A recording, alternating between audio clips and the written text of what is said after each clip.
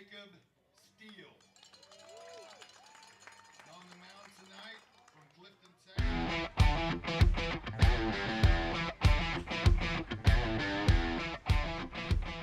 Happy Thursday and welcome to Herman Brothers Field, where we find the Mat-Su Miners and another rendition of the Alaska Baseball League. Howie Boxley alongside Trey Yandy on YouTube. Trey, an excellent win for the Miners last night. They're going to try to do it again tonight against the Chugiak Chinooks. How about this? The Chinooks 2 nights in a row first in Chugiak as the Miners went down early. They had to come back from 4-0 because of this great defense. You see Saunier in left field for the Chinooks, but hey, the Miners would come right back with some of their own. Nathan Rose spinning, making an unbelievable throw there to keep the Miners in this game. Then the offense would start to pick it up. 6th inning here, 2-2, Nick Sorelli, a nuclear bomb, the first home run for the Miners this season. Going to Sorelli there, giving the Miners the lead for good. We take you to the 7th inning, more great defense. Guess who, Howie? Nathan Rose, yet again, this one a diving play to keep the Miners rolling.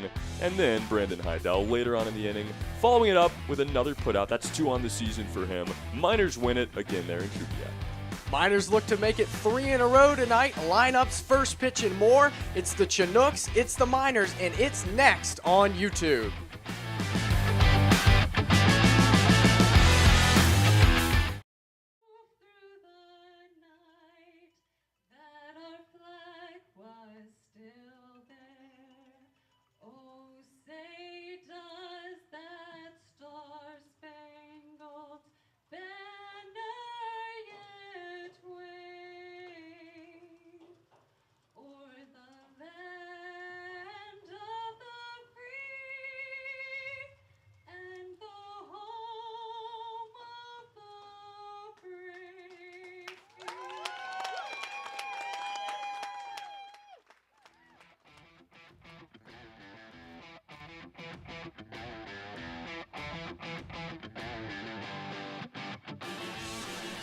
Welcome back into Herman Brothers Field as you listen to Mat-Su Miners Baseball on YouTube. Howie Boxley alongside Trey Yandy getting set for a matchup between the Chugiak Chinooks and the Mat-Su Miners. Trey, the Miners had an excellent win last night, 4-2. They'll look to do the same against the Chugiak Chinooks in this one. This is back-to-back baseball for us, Howie. The Chinooks making the trip up to Herman Brothers Field tonight. It is Kids Day at the ballpark. That means everyone can come out for free. But we thank you guys for joining us here on the YouTube side of things. Excited for this one, Howie. Another first-time starter for the Miners tonight. Yeah, it's going to be Mason Brandenberger on the hill for Mat-Su, 5'11", 165-pound right-hander. And as you mentioned, everyone in for free today, as that's sponsored by the Matanuska Electric Association. So fans, if you're in the area, come on out to the ballpark. There's no better night than tonight. For the Chinooks, Trey, let's take a look at their starting lineup, which is going to be led off once again by the center fielder, Justin Gretsch. Yes, we will. We got outfielders all across the top of this lineup, Howie. Justin Gretsch, Will Kelly batting second, Ben Weaver, a newcomer in left field, batting third. You got Jack Lawrence cleaning it up there at first base. He moves across the diamond. Austin Young is going to be the DH tonight. Kinsel Plunkett, another newbie in the lineup at second base. Ryan Matheson over at third. He moves over from first base. Darius Beavers at catcher. And to round it out, it's going to be Alec Beeman at the shortstop position again tonight for the Chinooks.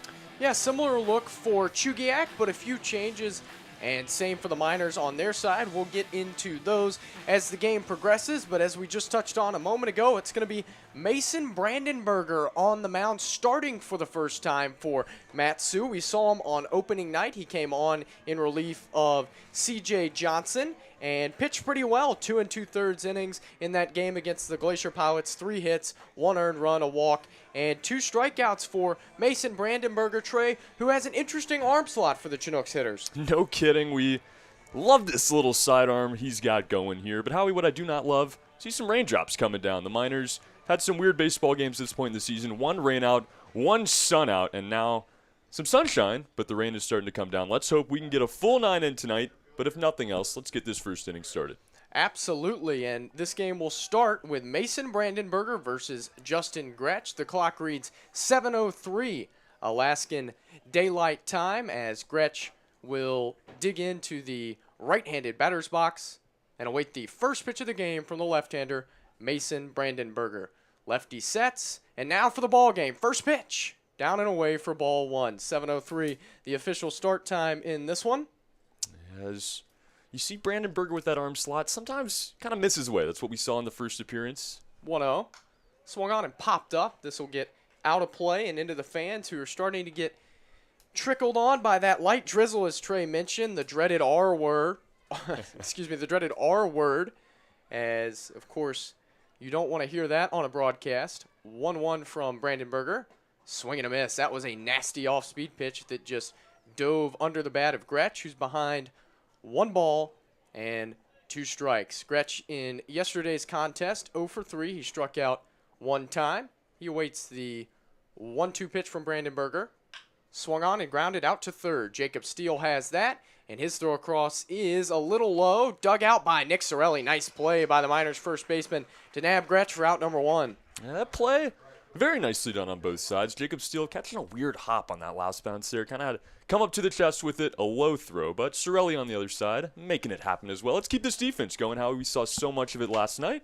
Hopefully we see a lot more of that today. Absolutely. Connor Lindsay has the plate in this one tonight. We are rocking 2 umpires once again with 2 Alaska Baseball League games as Will Kelly steps in and swings and misses for strike 1. Paul Craddock is the ump in the field for this one as the bright Alaskan sunshine bathes the field. 0-1. Big swing and a miss. What a change of speeds by Brandon Berger here early on. That's where you're going to see him make his money tonight. His fastball, still solid, but his off-speed is electric. Already seen 2 curveballs move about maybe 5 or 6 inches there in those last 5 feet. That makes all the difference. 0-2. Swing and a miss. Blew Will Kelly right away as Lancia will throw that thing around the horn for out number 2. Yeah, you love to see him go back to the off-speed there. After, he kind of teases it a little bit, throws it even further away, and gets the swing and a miss. And quickly here we see 2 up, 2 down. Kind of a similar vibe in yesterday's game. A lot of quick outs, a lot of first pitch swings. Yeah, really good defense yesterday and some good pitching as well as the Miners won 4-2. First pitch here to Ben Weaver, misses inside. The defense for Matsu around the infield. It's Steele, Payno, Rose, and Sorelli from third to first. Brandon Berger and Lancia the battery as this pitch is swung on and missed, an even count. Alex Vergara moves over from right field. He'll play left. Carter Young stays in center. Blake Avila in for the first time for Matsu. He starts the game in right field. 1-1. Swung on, missed. Brandon Berger looking unhittable early on here against Ben Weaver, who attends Wheaton College, where he hit .388 this year. An excellent year for Weaver. 16 doubles, 5 homers. And Weaver having to adjust here tonight, his first game. 1-2, swing and a miss. What an inning by Mason Brandenberger as he sets down the Chinooks in order. We're through 1/2 complete at Herman Brothers Field. It's the Chinooks nothing, and the Miners are coming up.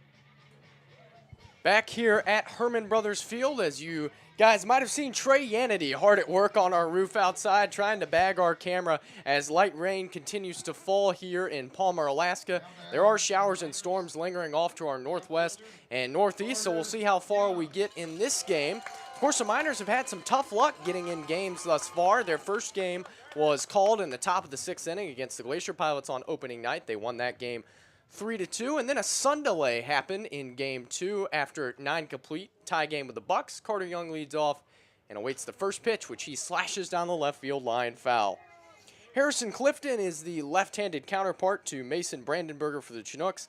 6'3", 205-pound right-hander out of Richmond University. Carter Young in his first game in the leadoff role as he swaps spots with Casey Sunseri. 0-1. Misses low. Young 2 for 8 in the early going on the season. 2 runs and an RBI for Carter.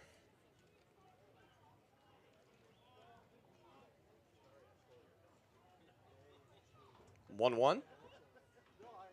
Misses low again. A good eye by Young.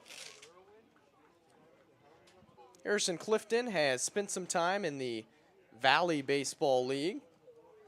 And as I mentioned, from the University of Richmond, he's a sophomore. 7 appearances there and a 3.0 ERA. 2-1. Down and away. But Carter Young couldn't check his swing. Rung up by the home plate umpire, Connor Lindsay. Slides, and that ball drops down in foul territory. That was interesting route by Ben Weaver, who belly flopped on the foul line, but the ball was about 10 feet foul. Yeah, Howie, as the rain comes down, had to play a little bit of engineer again tonight, but we were back and set. An excellent job again by Trey, as he not only tries to call the game, but to produce it as well and get all the equipment squared away. How about that? I think it knew, Howie. The sunshine coming out now, the rain going away. Yeah, no more rain falling at the moment, with an asterisk next to that line. As I mentioned, rain all around the mountains, Pioneer Peak, Talkeetnas. And we hope it stays away from Herman Brothers Field. 3-2 pitch coming from Clifton. Here it is. Outside corner, strike 3 called. Wow. Really nice power there from Clifton. And that's what we've seen a lot out of these, really not just starters, but pitchers from Chugiak. They bring a really heavy fastball. Haven't seen the off-speed quite as much, but definitely something to consider. Mentioned the swap at the top of the order, Trey. Let's take a quick look at the Matsu Miners starting lineup. Let's do so here, Howie. As the Miners going with a pretty classic lineup, Carter Young here again. Casey Sunseri moving to the DH tonight. Sorelli over at first base as the first pitch. First pitch to Sunseri is right down the middle for strike 1. We got Alex Vergara moving over to left field. Blake Avila, the newcomer for the Miners tonight. He is in right field. Steven Lancia returning behind the plate for the first time since opening day. Nathan Rose back at second after his web gems. Josh Pano at short, and Jacob Steele at third. A 1 pitch from Clifton. Swung on and fouled away. Yeah, I had a chance to talk before the game, Trey, about the swap in the order for Nick Sorelli, who hit an absolute mammoth home run. That was the difference in the game for the Miners, who won 4-2, tacked on an insurance run. But Sorelli up from 4-3. What are your thoughts on that? You know, I liked it here. But to be honest with you, Howie, I think 4 was a really good slot for him. He was able to come up, draw that leadoff walk, if that was the situation. You know, you would hope the Miners get at least one on in the first inning, but Nick Sorelli did come up a decent bit, not just in the second, but throughout these last few games, leading off the inning, and I think he really excels there. I think 3 is great, though. At the same time, you get him in that first inning, and we're going to get to see him here in a minute. 2-2, swung on and fouled back. I tend to think with a guy like Sorelli, as he's the early candidate for one of the best boppers on the team, is move him up a little bit in that order. Get him in at bat, a guaranteed at bat in the first inning, and hopefully with men aboard, as Young and Sunseri have done an excellent job at the top of the order. Yeah, they really have. Sunseri gonna have to adjust to this role a little bit here, but I think he's gonna settle in. Not a natural outfielder. 2-2, up and away, and a full count now on Casey. Told me when he got here he can really play anywhere. He's played some infield, played some outfield. We saw him warming up at third base on day number 1. Saw him start on opening day, of course, in left field, as the rest of these games, but I think I like it here, especially in the 2-hole. Payoff. Swung on and blooped out to first. That's going to be easy pickings for Jack Lawrence, who has moved across the diamond for this second game against the Miners in as many days. 2 outs now. First base. Really just did the switch over here. You see third move to first move to third. Lawrence, the home run hitter last night for Chugiak, producing all of their offense in the first inning. Kinsel Plunkett and Alec Beeman are the second baseman and shortstop, respectively. Harrison Clifton and Davis Beavers, the battery. It's Ben Weaver, Justin Gretsch, and Will Kelly left to right in the outfield, the defense for Chugiak. Sorelli, the batter now. First pitch. Swing and a high pop. This is left side, foul territory. Ryan Matheson is over, and he has plenty of room in a spacious ballpark to make the play in foul ground. Nothing doing for Matsu in the first inning. We're off to the second in a scoreless game as you listen to Matsu Miners Baseball on YouTube.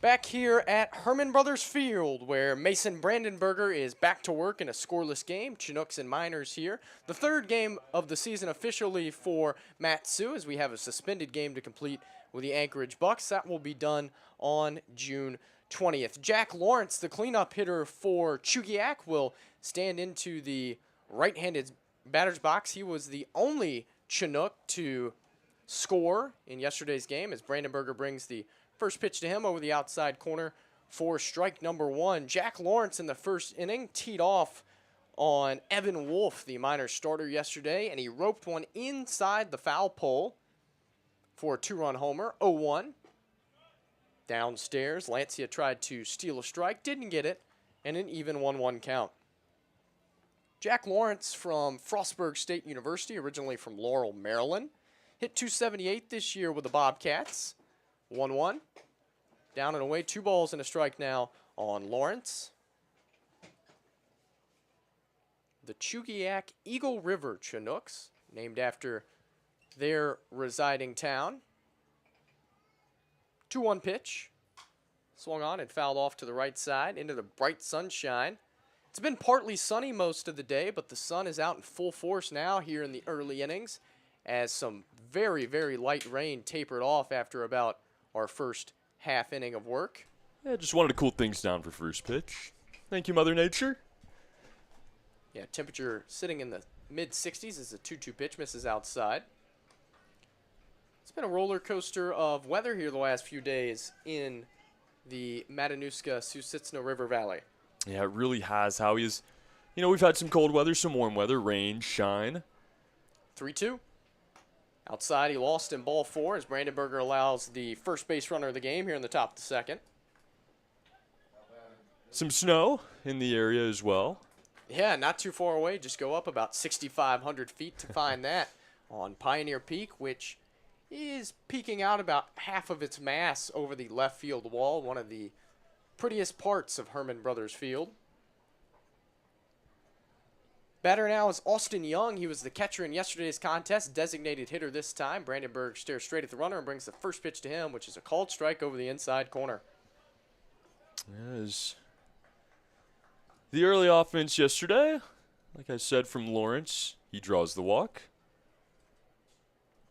This middle of the lineup really been solid for Chugiak so far. One pitch and a good pickoff instead by Brandenburger. He nabbed him, says Paul Craddock. Wow. What a move by Mason Brandenburger to erase Lawrence off the base pass for out number 1. And that's where that arm slot really becomes dangerous. For a lot of reasons to the hitter it is, but when you're on base, it almost looks like he's committing to the plate there. You're not thinking that he's going to try to make that move.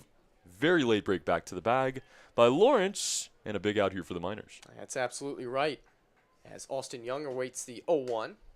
That pitch misses outside to even the count. What a move by Brandenburger, and that's a great observation, Trey. That arm angle really allows him to just sling it over, and Sorelli applied the tag. 1-1. Swung on and fouled straight back. Yeah, Brandenburger, one of these guys I think is going to excel as a starter. Didn't really get his feet under him the other night. Has that jaunted stance, toes the left side of the rubber and brings it. And that pitch misses low. Clifton, Texas.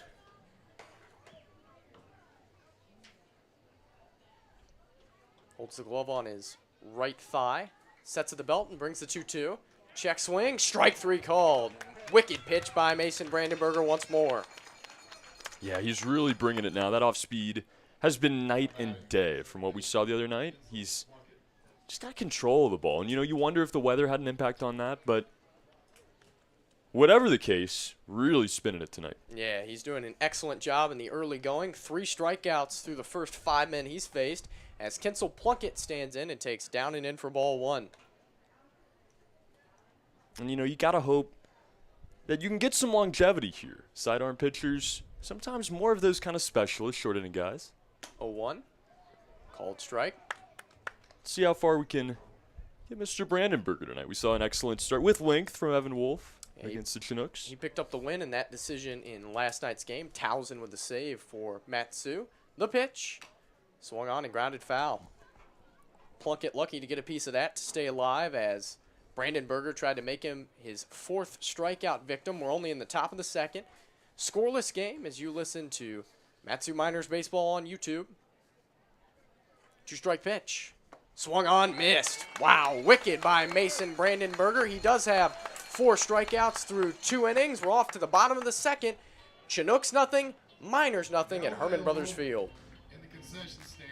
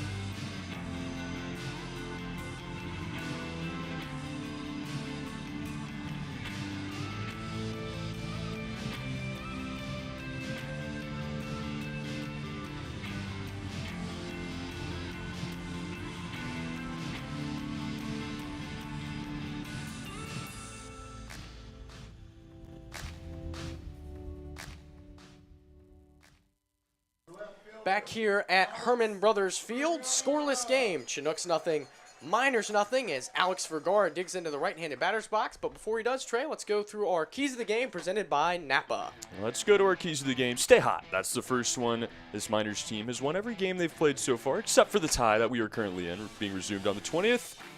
As the first pitch is going to be a ball high. And Char the Chinooks. Howie, I love the alliteration here. You've had their number for the last couple of days. Let's see if they can keep it rolling tonight and get another big victory. Excellent job, Trey. 1-0 pitch to Vergara. Called strike over the outside corner. That thing dropped right down in for a strike. Alex Vergara, the left fielder today. He's over from right field. He is struggling early on. 1 for his first 12 in a small sample size. 1-1. Swung on, grounded right back off the pitcher's mitt. That's going to squirt out to the shortstop Beeman, who throws off balance and not in time to peg Vergara. So that'll be an infield hit for Alex. What an interesting play there. That ball headed right up the middle. Probably would have been a regular base hit into the outfield. But it, nicks off that glove. If the shortstop Beeman just stays where he was originally playing, he probably makes the play. But he had a double back, kind of moving that way towards the second base bag. Throws off balance and not in time. Yeah, tough play for Beeman that time. As the Miners try to strike first, here's our first look at Blake Avila in the left-handed batter's box, as he awaits the first pitch that he'll see in the Alaska Baseball League. It'll come from Clifton right now. Called strike over the outside corner. Blake Avila attends Central Arizona College. They won the JUCO World Series. Congratulations to Central Arizona and Blake Avila, who played a huge role in that championship title. Hit .297, 58 runs batted in on the year, 8 doubles, 8 home runs for Blake. Great year at Central Arizona.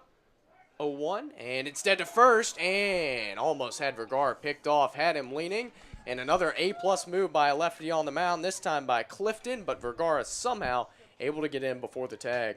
How about that? We haven't seen any pickoffs to this point in the season. We saw one just the past half inning. We might have almost had 2 in a row there.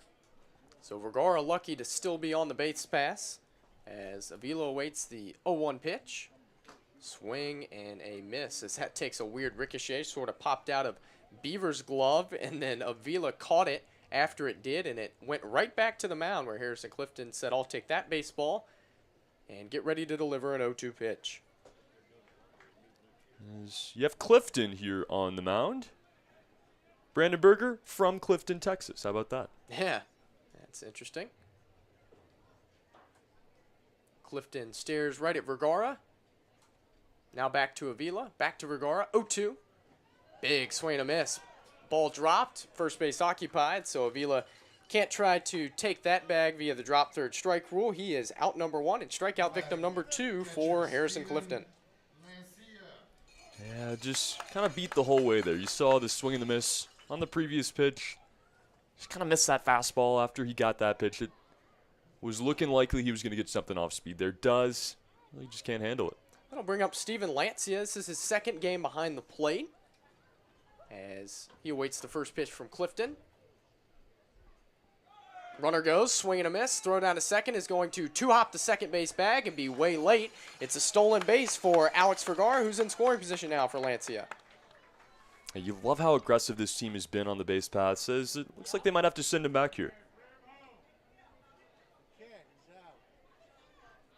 Oh, wow. So catcher's interference is going to be called here on Steven Lancia. Wow. So that is going to be unfortunate. Not only does Vergara not get the stolen base, Lancia is going to be retired.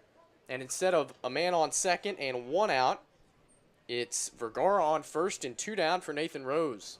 Man, you just hate to see a turn like that. The Miners starting to build something here in the second inning. They haven't had much early game offense. They get a stolen bag.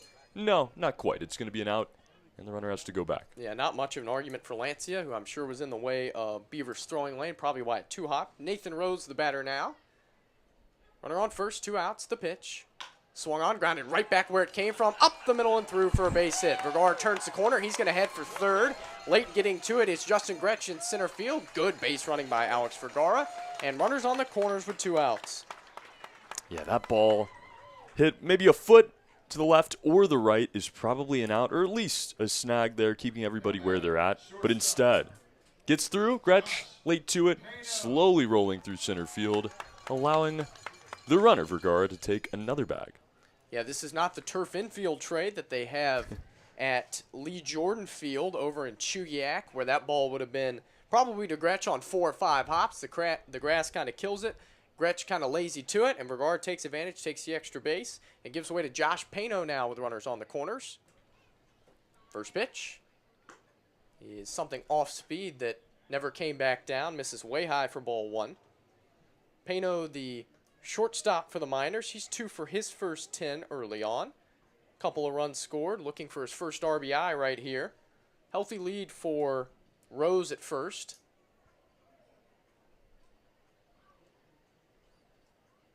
And a pickoff attempt. Rose was not fooled as he's already seen that move almost nab Vergara off the base pass. Miners have been very aggressive, as you mentioned, Trey, on the bases. A lot of stolen bases already. They had 5 in the game against the Bucks before it was suspended. Pitch. Misses up and away for ball 2. Yeah, they just kind of get you where they can. You see a lot of bunts in unusual situations. Saw a bunt and run the other night. And they're definitely going to try to take their fair share of stolen bases as well. Yeah, they certainly play small ball, and it's worked so far. They're 2-0 on the year. 2-0 pitch to Payno. Swung on and hit high in the air. Right field should be playable for Kelly, who's in a step or two, and puts the squeeze on that to retire the side. The Miners threaten, can't come through. We're off to the third. Chinooks nothing, Miners nothing, as you listen to Matsu Miners Baseball on YouTube. One championship quilt tickets.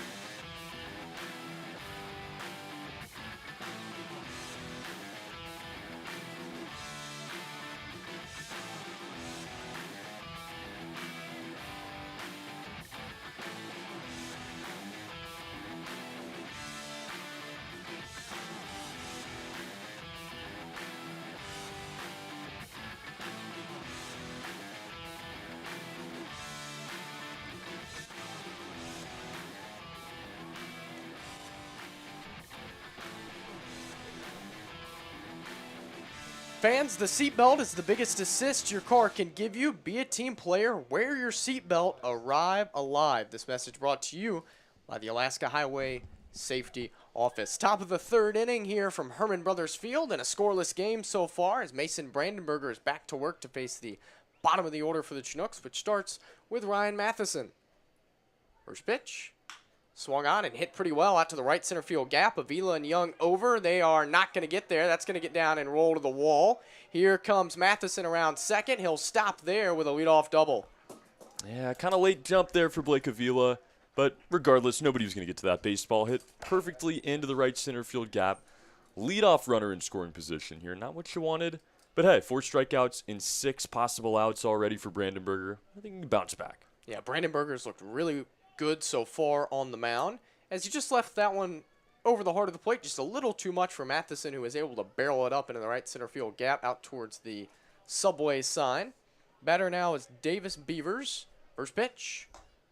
Outside. Lancia tried to bring it back, but couldn't. It's ball 1. Beavers doing the catching here tonight for Chugiak. We saw Austin Young in that role last night, 1-0. Inside, 2 balls and no strikes.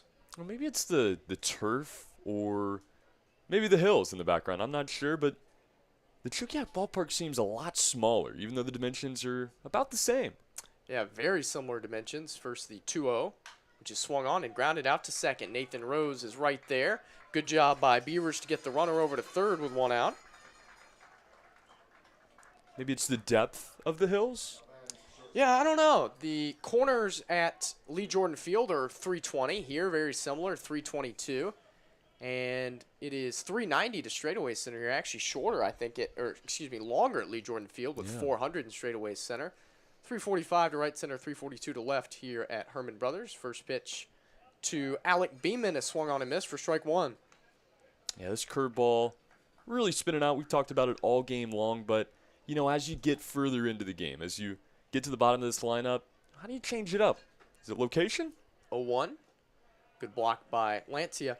You know, Trey, I think the first time through the order, you maybe sort of have the same plan of attack for almost every hitter. I think it's really when you get through the second time when you need to change that plan of attack. Now that you've seen Gretsch, Kelly, and Weaver, the guys at the top, 1-1, misses low. You know, especially with a sidearm motion like that, it's, I don't want to say easier to see, but at times, you know, you need a second to get adjusted. The second time through the lineup, you might have that adjustment made. Yeah, that's exactly right. 2-1 pitch to Beeman. Swung on and chopped to third. That is a foul ball. Jacob Steele will track that one down and bring it back into play. Baseballs are expensive. Can't find them quite the same as we've been able to find the golf balls for here on the Palmer Golf Course. Yeah, of course, we always thank our friends at the Palmer Golf Course for so graciously allowing us and the rest of the team to play. Pitch to Beeman. This is down and away. Yeah, great folks over there.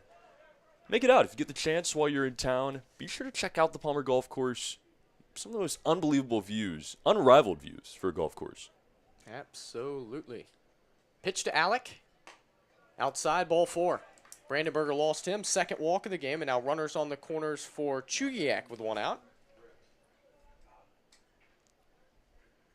Yeah, high ceiling, low floor at times here for Brandenburger. Definitely has strikeout material. We've seen that throughout the ball game, but tends to lose his fair share as well. Does so there. Here comes Justin Gretsch for the second time as we are back to the top.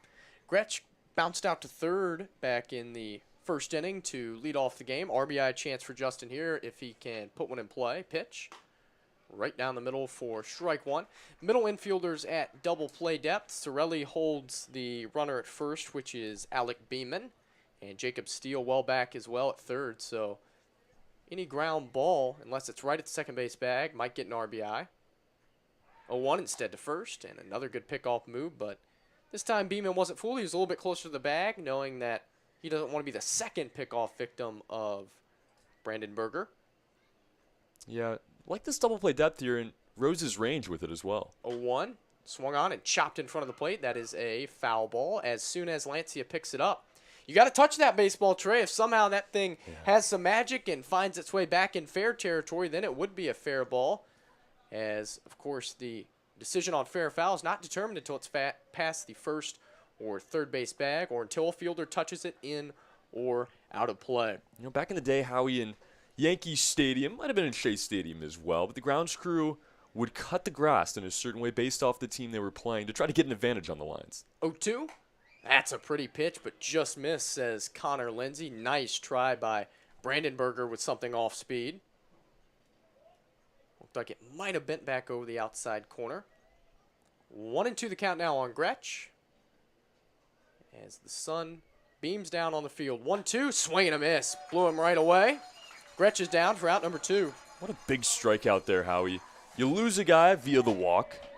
You have to fight back with runners on the corners. Sack fly would have gotten home a run there and the lead for Chugiak. Instead, you throw 3 lights-out pitches with some around him, and you get the strikeout there for out number 2. Yeah, that is a huge out for Brandenburger and the Miners, who are trying not to surrender the lead for the first time this year at the beginning of the game. Will Kelly the batter, and instead another check on Alec Beeman, who's back in with a dive. He's getting dirty early on. Really keeping an eye over there. Interesting, you know, now with 2 outs and a runner on third base.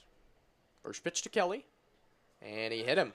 Clipped him on the way by, so the bags will be full of Chinooks here in the third. They had a base to give. That time is, I believe, that's only the second hits batsman against the Miners this season. Yeah, I think you're right, Trey, as Alexander Saunier was hitting yesterday's game. So bags full of Chinooks for Ben Weaver. Huge spot here early in the game. Matheson on third. First pitch. Big swing and a miss. Beeman on second. Kelly on first. And Ben Weaver, the batter, he struck out swinging back in the first inning as Brandenburger made quick work of Ben. Chinooks left fielder. Left on left here as Brandenburger steps back up off the hill. Wants Lancia to go through the signs once more. This is really where you see the lefty on lefty come into play. I mean, the ball starts so far outside. 0-1, swing and a miss. Yeah, that's exactly right, Trey. As it appears to come right at the hitter, but then darts away over the outer half of the plate. Just so tough for Weaver and the rest of the lefties in the lineup. 0-2. Missed outside. Not a bad try there by Brandon Berger. All kinds of sunshine now. Yeah, having to shield our eyes in the booth here at Herman Brothers Field as the sun comes in from our right. 1-2 pitch. Check swing, and Weaver didn't offer. That was a tantalizing try by Brandon Berger. If he busts him back inside, I'm not sure how Weaver's ever going to get the bat to it after those two nasty pitches just off the outside corner. 2-2. Swung on, missed, came in.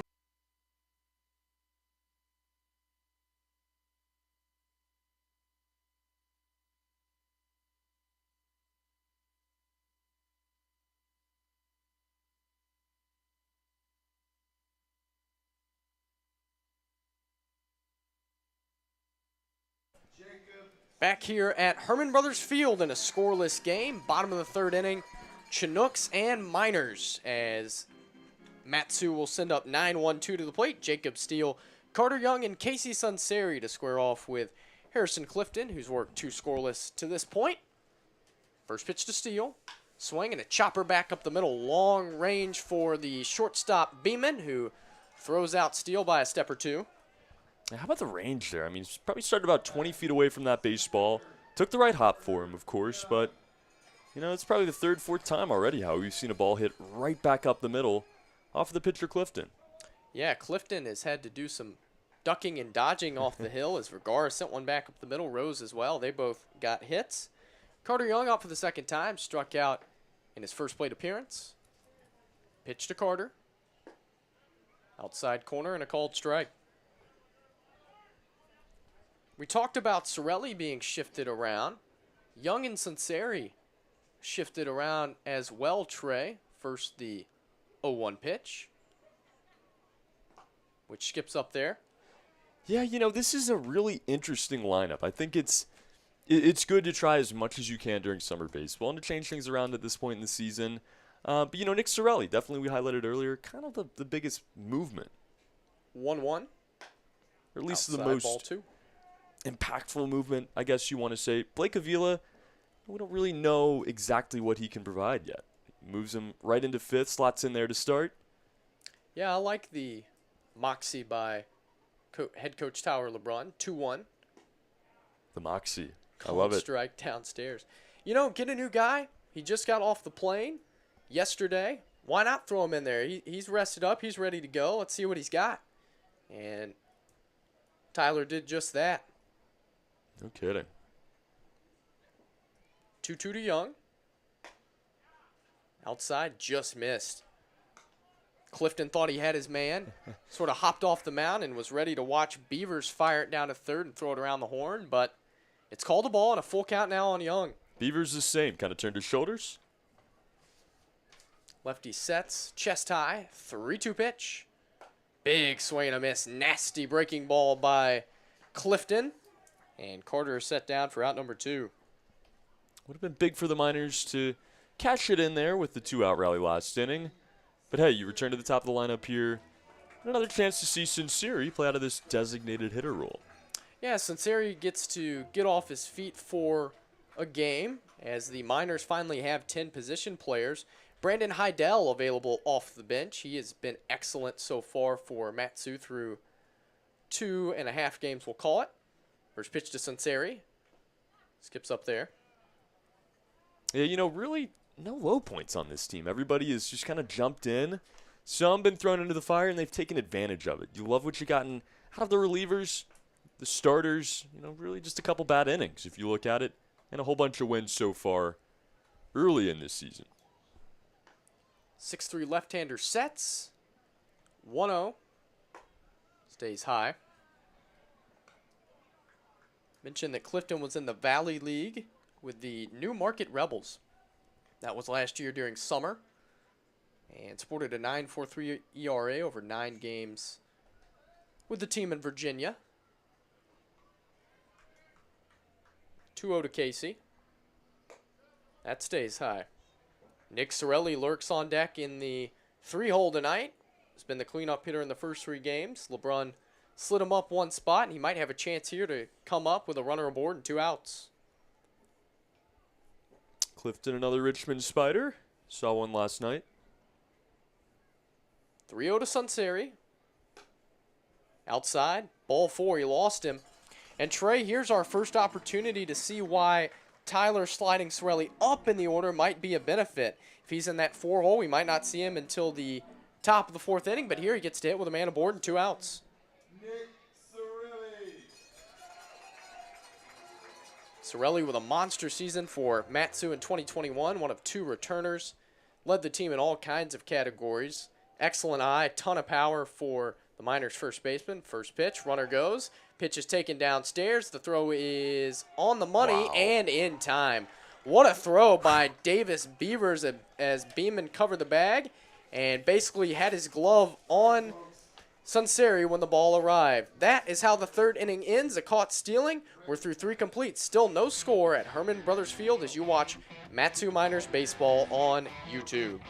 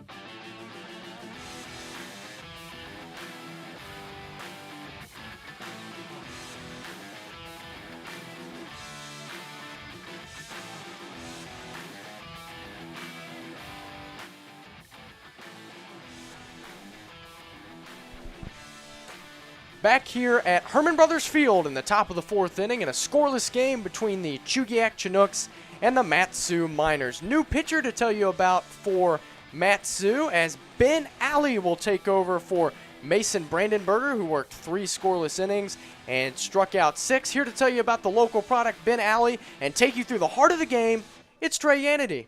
Yes, thank you, Howie. Great job here in the first 3 innings. Ben Alley onto the mound for the first time this season. What a cool story here. The local, like you said, talking about this week how he could be an inspiration for other locals here in Palmer that aspire to be him, aspire to play for this team one day.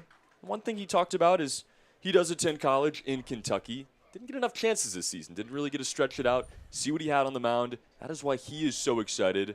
One of many reasons he is excited to be here as he steps in to face Jack Lawrence for his first appearance of the season. From the windup, the first pitch. He's going to miss a little bit outside there. A ball, a fastball, he tried it. That one gets away.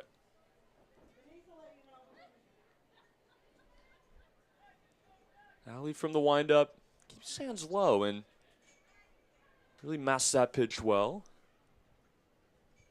Curveball swung on, fouled, high in the air and out of play. Tough hitter to face here in your first at bat of the season, Lawrence.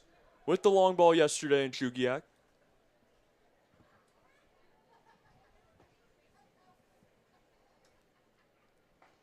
From the windup, the 1-1.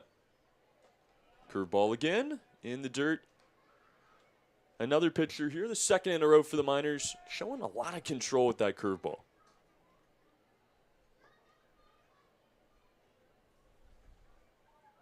The 2-1. Tries it again. He's going to miss again. That one outside, now 3-1.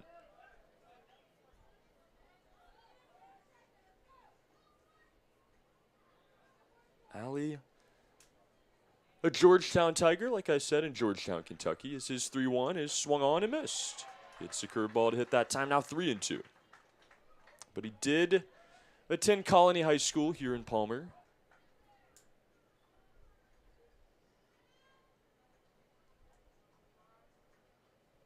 The 3-2. Curveball is going to miss low and in. That is ball 4 and a leadoff walk here for Jack Lawrence to get the Chinooks started in the 4th. Yeah, and he said, you know, I've been dreaming about this for 10 years, and now it's finally here. I finally get to play for the Miners. Runner on first base, nobody out. That's going to bring up Austin Young, the designated hitter tonight, as he's going to take a ball inside to get the at-bat started. Well, it's got to be cool. There's baseball in Alaska, as you can see on your screen, but it's sparse. This is truly the hometown team for the city of Palmer, as that one's going to miss low. Now 2-0 the count, and I get a play for this team after watching them your whole life, going far away for school, now coming back, getting this opportunity. Got to be pretty special for Allie. That one's going to be a called strike. First of the at-bat, now 2-1 the count.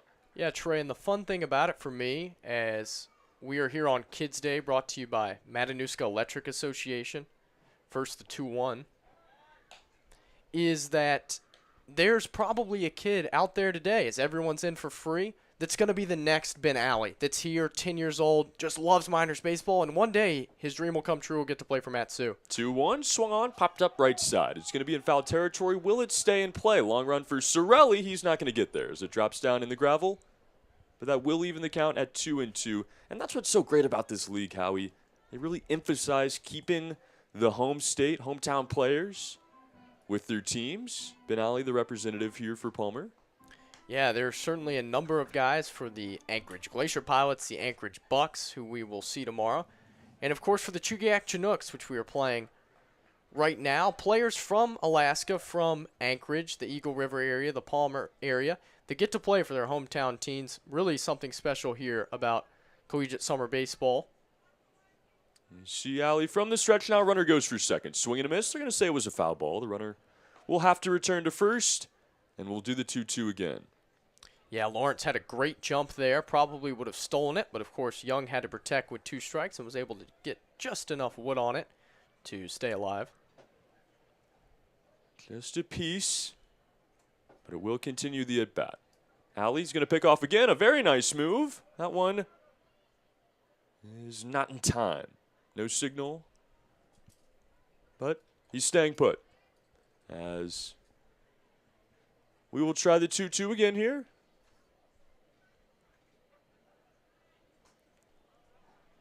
Alley really quiet on the mound. Pretty quiet delivery. The 2-2. Curveball fouled off. It'll remain 2-2. I don't know how Young hit that. It was one of those hit it before it hits me that time for Young. Right in on the hands. Michael Yates doing a great job right there, bringing the fresh balls out to Connor Lindsay. Got to see him start a couple of nights ago.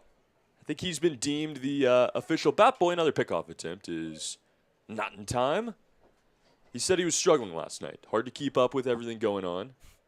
Does a great job there, but now we love Michael for a lot of reasons. His pitching, of course, dominant. Excited to see it again in a couple days. But first, Ben Alley here with the 2-2. Looks back the runner again. Now delivers. Swung on, hit right back up the middle. Pano with it at short. Flips on to second. Throw on to first. Is in time. And the Miners with another double play. This one coming with nobody out. That'll clear the bases and now 2 away. Ben Alley getting bailed out there. 6-4-3 as it scored. And that'll bring up Kinsel Plunkett for the second time tonight. Yeah, in yesterday's game against Chugiak, it was really incredible to watch, Trey. 3 double plays in the game. Are you kidding me? They were all inning enders. They were all huge. One of them in the second, one in the fourth.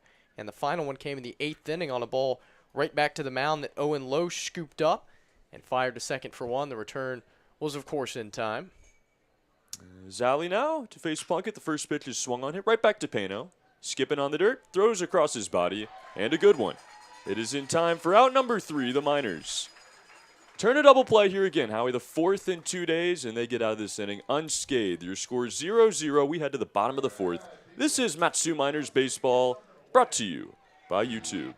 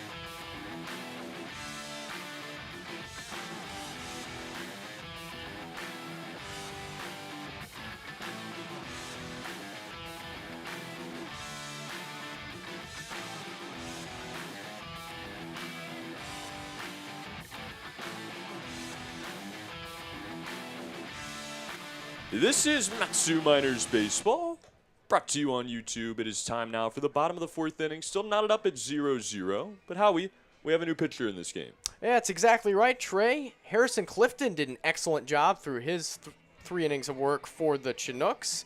No runs allowed, of course, in this scoreless game, and he gives way to Tucker Reed, the 6'2", 185-pound right-hander out of the University of Tennessee Martin, UT Martin, where he went .497 on his earned run average this year in 38 innings of work. Gave up 28 runs, 22 walks, 45 strikeouts. And all of his appearances were in relief, Trey, so he should be quite familiar in this role. He's got a tough task here to start it, as he will face the power-hitting lefty Nick Sorelli. A long ball against the Chinooks in yesterday's game. He popped out back in the first. The first pitch is off speed, and it's going to miss high and away. As we were going to see the strategy tested out there. Came up in the last inning, but with the runner being thrown out, he'll do it again here in the fourth. The pitch, really nice curveball there. It drops in for a strike, now 1-1. Yeah, really interesting delivery by Tucker Reed, who comes set, kicks his left leg super high, then cocks his arm backwards and forward, and slingshots it towards the plate. That went in the dirt. All kinds of movement here, Howie. It drops off about 1.5 feet in those 60 feet. Maybe even more than that. Yeah, he certainly has a lot of action on his pitches through 3 so far, and maybe part of that due to his delivery style. The 2-1 as he works quick is going to miss high and away again. Now 3-1, a dangerous count for the first baseman.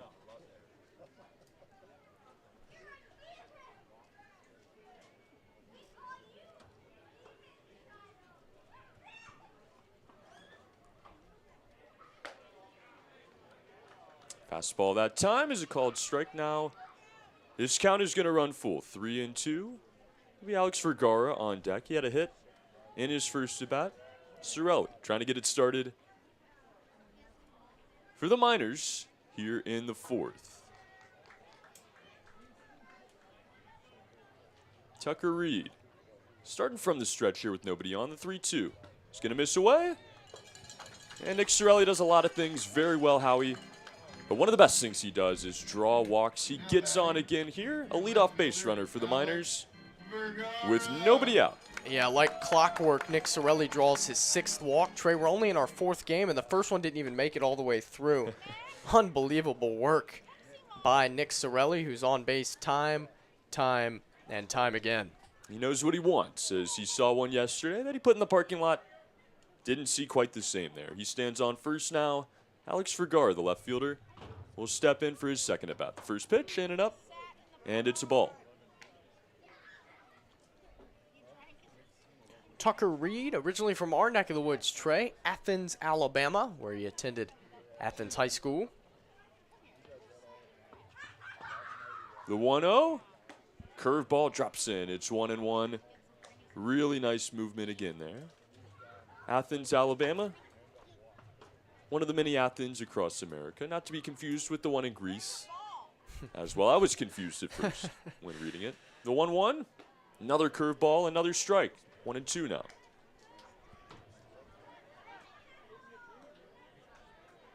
Tucker Reed with a true 12-6er.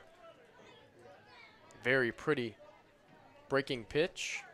You wonder how much that weird motion plays into it. The 1-2 misses away. Now 2-2. I don't want to say weird. It's unique, if nothing else. A little bit different than what we're used to. Almost holds his elbow back as long as he can and kind of throws over top of it. Yeah, slingshots his arm forward. 2-2. Swung on and ripped high and deep in the air to left field. This one traveling towards the gap. A long run, but the catch is made by Justin Gretsch at the warning track. A nice play there for out number 1. Thought that one might have had a chance, but just lost in the wind there, I guess. Slight wind blowing in. Yeah, that was hit very well by Alex Vergara, but the wind is blowing in a bit as temperatures are in the mid-60s. Ball was flying yesterday at Lee Jordan. Saw our first 2 home runs of the year. Blake Avila now in his second at bat with the Miners. Trying to get used to things still. The first pitch, he's going to check swing. He did go. Lost it in the dirt. The runner stays at first, but it is a strike now. 0-1. Strikeout back in the second inning. Facing his first righty of the season. Pickoff attempt. Skips away. Lawrence is on it. Sorelli gets back to the bag. We'll do the 0-1. Well-pitched game so far, Trey. Of course, we're scoreless. Clifton and Brandenburger, the 2 starters, have already been removed from the game, but they combined to strike out 9 men through 6 total innings of work. Yeah, very efficient. To this point, the 0-1. Curveball in there for a strike now. 0-2. Both teams been very efficient these last 2 days. I might be asked to knock on some wood here, but I love great defense, Howie. Yeah, it has been fun to watch in 13-plus innings. This pitch is swung on, rolled out to first. It's going to be Lawrence with it. He steps on the bag, thinks about throwing down to second. Not going to have time. Gets the easy out, and it's the second one of the inning. That will move up Sorelli 90 feet. He stands in scoring position at second base, but a ground out. That time by Blake Avila will bring up Steven Lancia. Called out on catcher's interference in his first at bat. Yeah, it's been feast or famine for Lancia. Take away the catcher's interference. He's 4 for 9, 4 hits, his 5 outs so far, strikeouts. The first pitch is going to miss away now, 1-0. Funny conversation we had today, Howie. You said, man, how about Lancia? Just getting a hit every time up. My comment, well, thought I saw a lot of strikeouts. I guess we've seen each end of a drastic start to the season, but a good one here for Lancia as the 1-0 is swung on and missed. Getting back behind the plate tonight as well.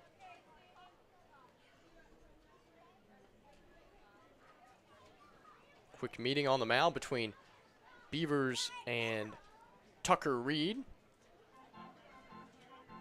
As we thank, of course, all of our listeners, wherever you are.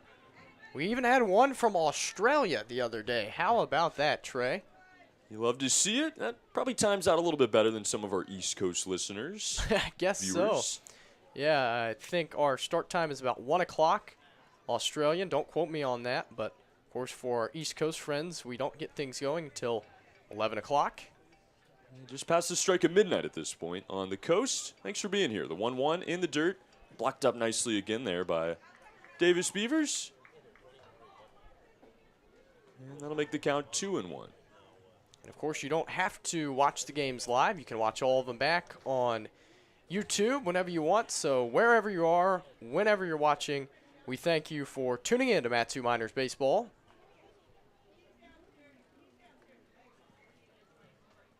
The 2-1.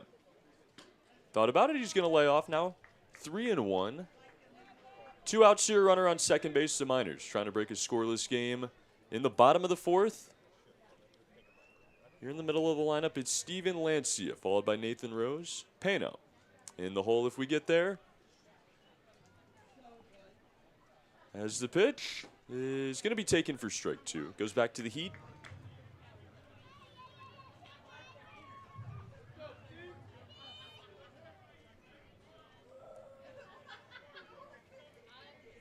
So we know the third pitcher in line tonight for the Chinooks. Also a broadcaster. Fun story about that coming up a little bit later. And this time is going to be called by Lancia.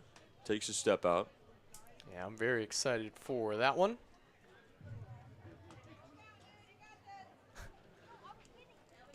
The things you see in summer baseball, Howie. The 3-2 swung on, just got a piece of it. Fouls it into that screen. It'll remain at 3-2. Rigo Ramos, watching from Ohio, says midnight right now, but he's got to show out for Nathan Rose, who awaits on deck. Thank you, Mr. Ramos.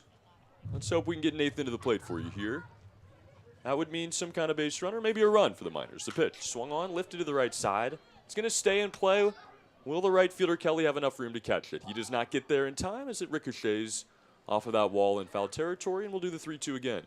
Yeah, I like it by the Miners pitching staff. Just leave all your bags and stuff over there near the bullpen. So a ball like that for Kelly, he's got to navigate some obstacles and couldn't make the play. Yeah, it's a double-edged sword, Howie. You got to hope the Miners have investigated the scene pregame to make sure they know where the backpacks, helmets, gloves, everything is located.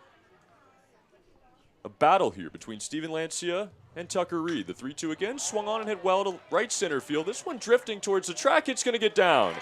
This will bring home the first run of the game as Sorelli scores with ease. Steven Lancia, a stand-up double as he gives the Miners a 1-0 lead here in the bottom of the fourth.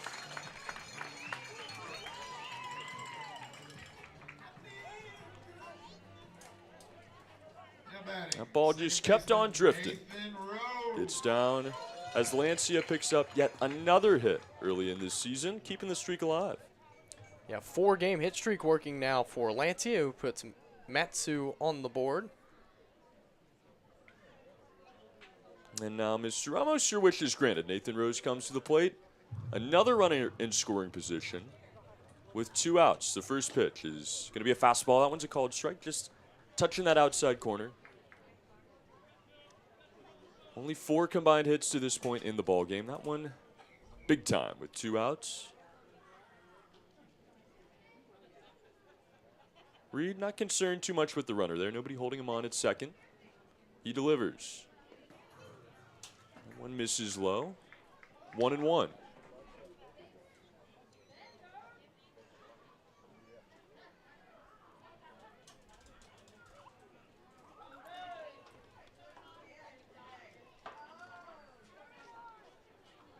Reed delivers again. Now this one swung on. Hit out to short. Bounces off the mound. Fielded by Beeman. And he makes a nice throw across the infield for out number 3. Some interesting ground balls in this game so far, but all fielded cleanly. Still no errors in this game. The Miners lead at 3-1 in the hit category and 1-0 on the scoreboard after the RBI double by Steven Lancia. When we return, it'll be time for the 5th inning. Don't go anywhere. You are watching Mat-Su Miners Baseball, presented to you by Alaska Airlines.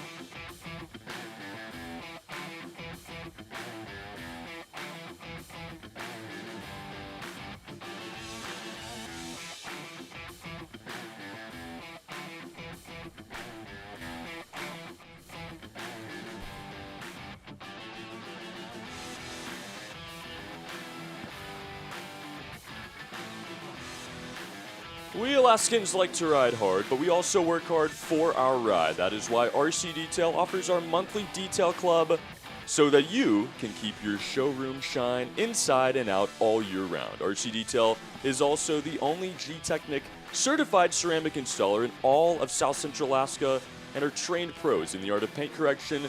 Go to rc-detail.com to learn more because your vehicle deserves the best. RC Detail, it's all about the details. As we get set now for the top of the 5th inning, Ben Ali remains on the mound. The Miners lead at 1-0. An RBI double by Steven Lancia in the 4th inning has given them the lead. Ali going to try to hold it right there. So he will face Ryan Matheson to start the inning. He's going to miss away. Now 1-0 the count.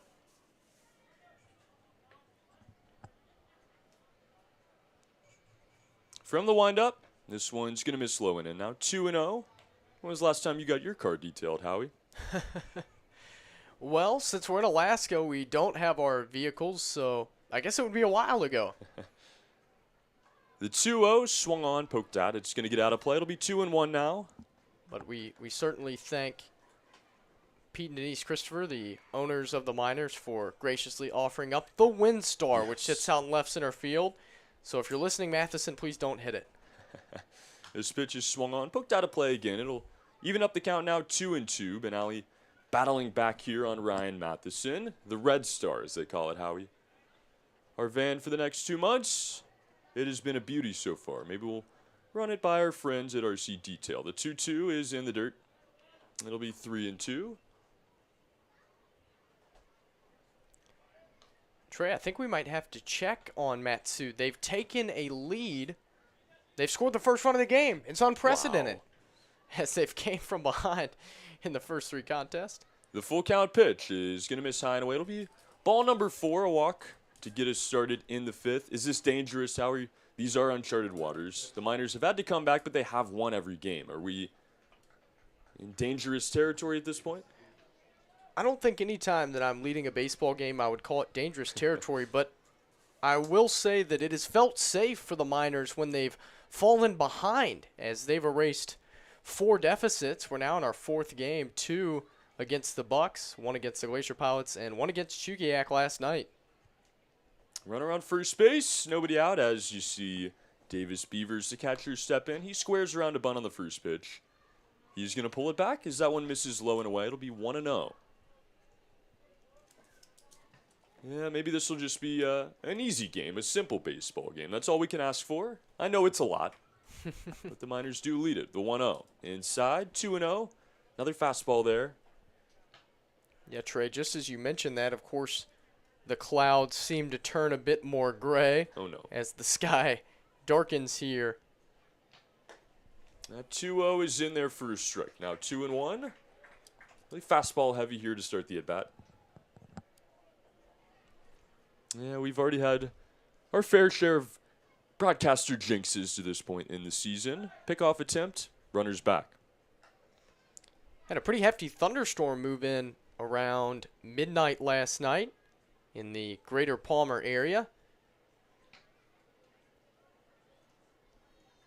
The 2-1 in the dirt. That'll be 3-1 now. Lots of thunder and lightning, convective activity with that thunderstorm, which isn't all too common here in Alaska. Of course, tougher to get the instability to produce the thunder and lightning, but we certainly had it last night. Convective activity. Howie, last night you told me you weren't a scientist, and now you're throwing terms like that out. That one's going to be a called strike as you see the batter Beavers toss the bat. He thought it was a walk. Late call, but it is on the outside corner, and it will be a full count. And, you know, we've heard about dry storms as well. Some of these storms in the mountains, no precipitation.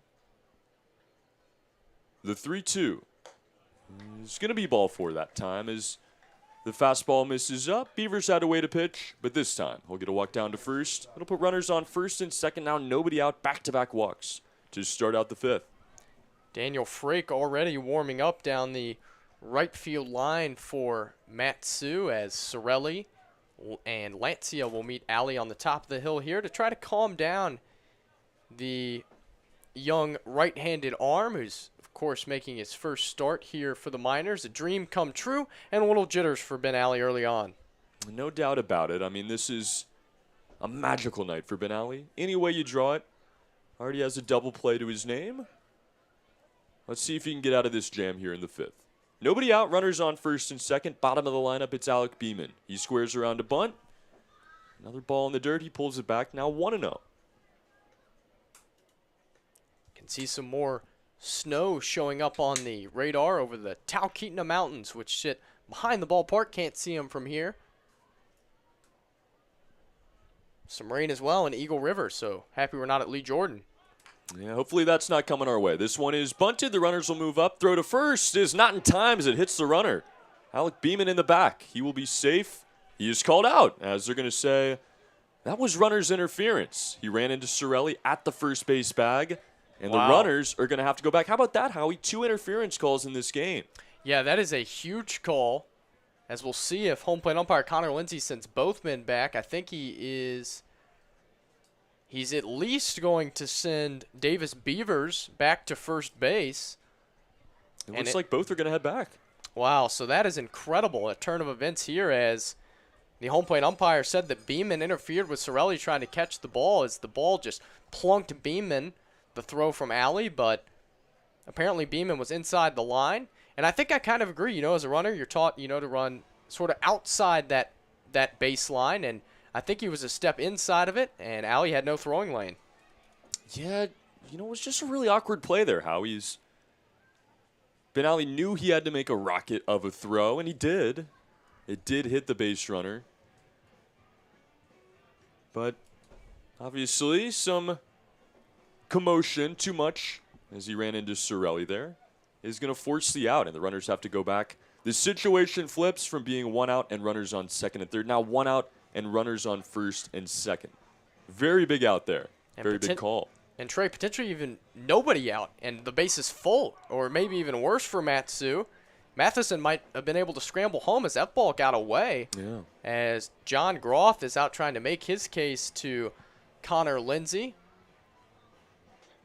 Having a civil conversation at the moment with a home plate umpire. I was going to say, it looks very friendly down there, Howie. You love to see that. Nobody getting too emotional, and things are sorted out here. It'll be runners on first and second, 1 away. That'll send us back to the top. Justin Gretsch stepping in for the 3rd time tonight. He is struck out and grounded out so far this evening. Ben Ali, the benefactor of a double play, and now a runner's interference call. Trying to get out of the inning. The first pitch is high. Lancia attempts to back pick. He's going to hold on to it.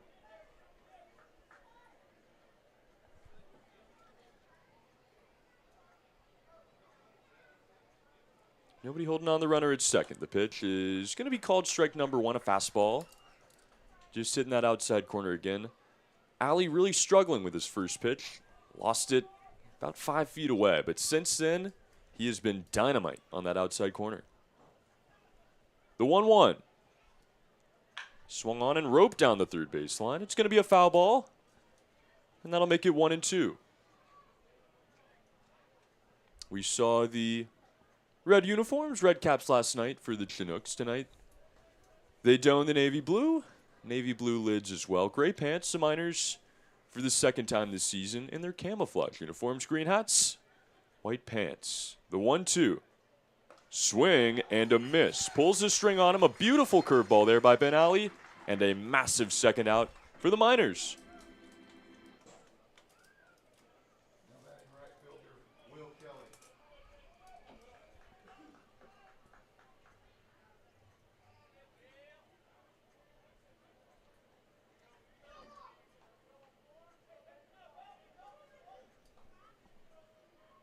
If you're just joining us, the score is 1-0. The Miners clipped a run in the bottom of the 4th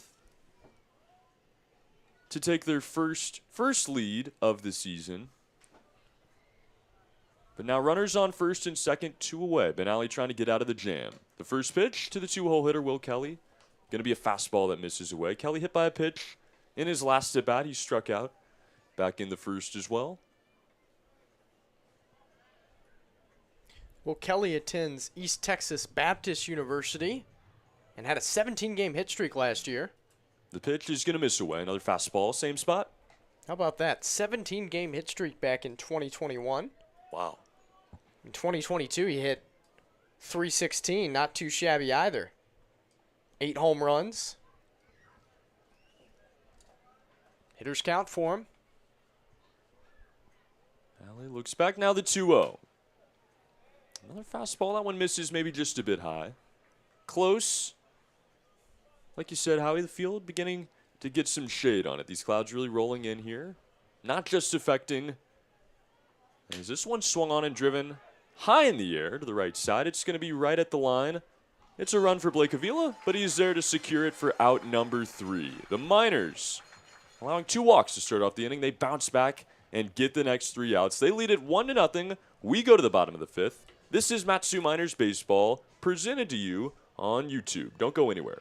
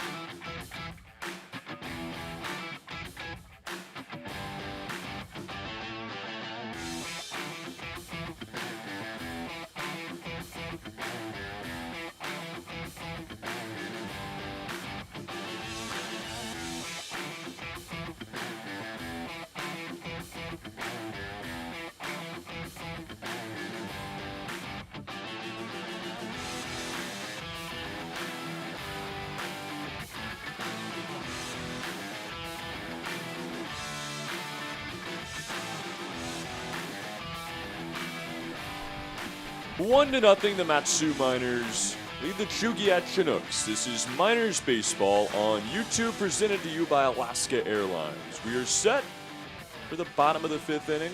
Been a clean game again here tonight, Howie. Low scoring, a duel of sorts. As the lineup will turn to Josh Pano, the shortstop, his second at bat of the night.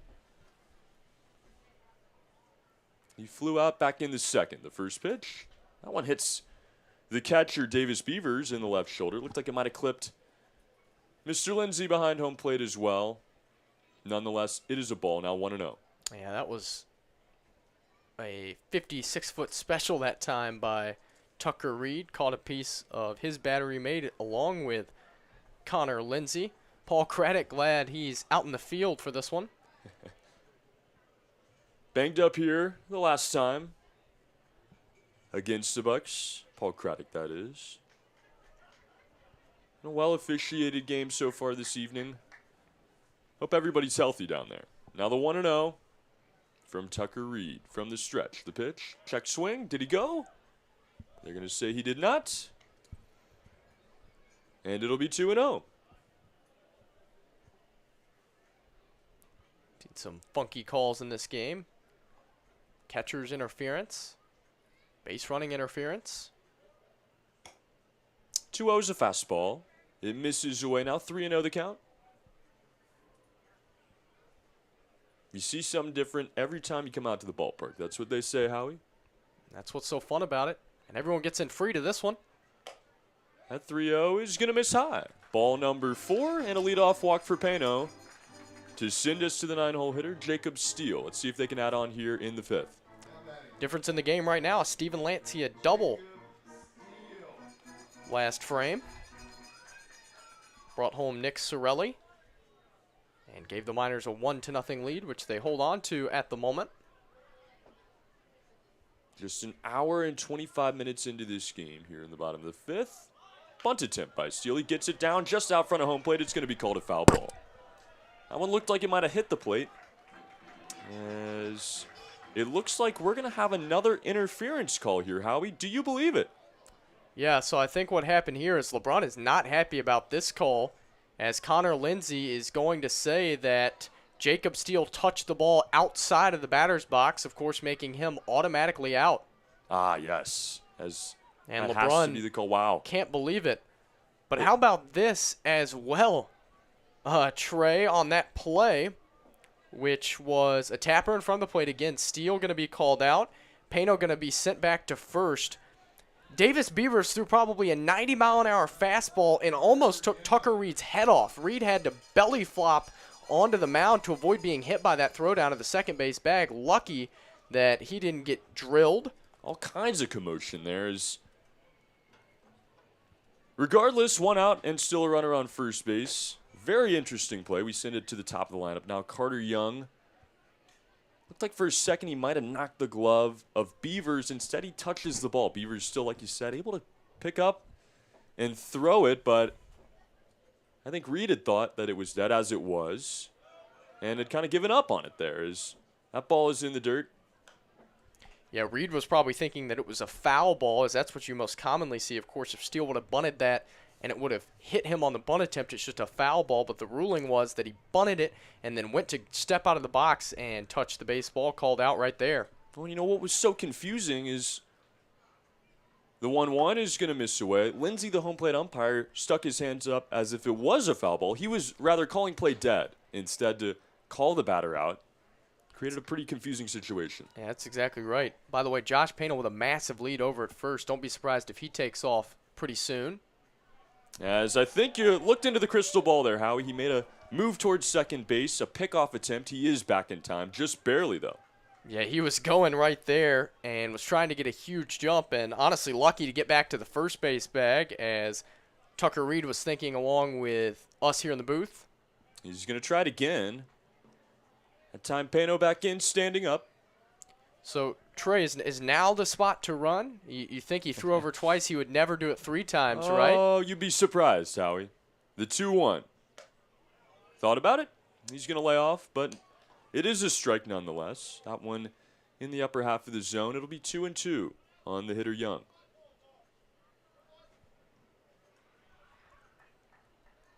Pano with a much shorter lead now. Adds on to it by a half step. This one swung on, grounded out to second. Plunkett with it, and he fumbles it around. Nobody is going to be out here. Wheels down the first base by Carter Young. Putting some pressure on the second baseman. Looked like a double play. Instead, it is 2 runners on for the Miners. Very routine play that time by Plunkett, and he couldn't make it. At the very least, he was going to be able to force Pano out at the second base bag with a good throw. But instead, it's an E4. Young's to first, Pano's to second, and the Miners threaten to add on here in the 5th. That ball not hit very hard, was a routine double play ground ball. Sometimes you try to get going a little bit too quick. Now Casey Sinceri steps in. He takes the ball low, his 3rd at bat tonight. Came up in the 3rd, drew a walk. Popped out to 3rd in the 1st inning. He's got a runner in scoring position here, another one at first. And just 1 away, trying to add on to this 1-0 Miners lead. Tucker Reed, through no fault of his own, having a battle out of this jam. The 1-0 swung on, fouled off. It'll be 1-1.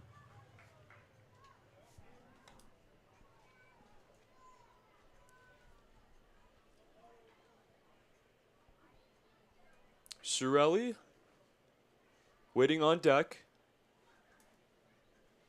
Would love to get him up with the bases loaded. That is the case, as time is going to be called here by the hitter Sinceri. Maybe Sinceri will clear him himself. Set now to face the 1-1. That one's going to miss slow. Now 2-1 the count. Another great showing by the Palmer faithful on Kids Night. Everyone in free thanks to MEA, Matanuska Electric Association. And man, they really come out in force here to Herman Brothers, huh, Trey? No, they certainly do, Howie. Lining the fences down either baseline, really packing it in. I'm excited to see the attendance for this one. Probably north of 1,000 once more. The 2-1, runners both go as it's poked at, and it is fouled off. Double steal called that time. Sinceri trying to protect him. Unfortunately, they're going to have to go back. Yeah, that was an excellent jump by Josh Pano. Of course, Carter Young does what you're taught to do when you're the trail runner in that situation, follow the lead man, and both men would have had bags swiped easily, but Sinceri made a pass at it and fouled it off. Yeah, the timing there, Howie, just impeccable by each base runner. Probably won't see it again here. Now a 2-2 count. Time called again by Sinceri. Yeah, element of surprise, lost now. Reed hasn't done very much checking on Pano since he got to the second base bag. Hardly even looks at him. Slight hold by the second baseman, Plunkett, as they're both going to go again here. This pitch is swung on and popped up right side. Long run for the first baseman and a diving effort by Lawrence.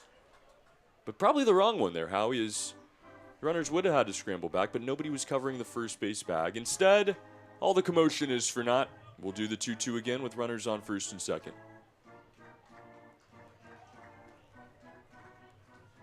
Really nice effort there by Lawrence. Played third base last night, having to make the move across the diamond. Switches the glove, of course, as well. Yeah, full-on extension that time by Jack Lawrence. Saw some excellent defense in last night's game.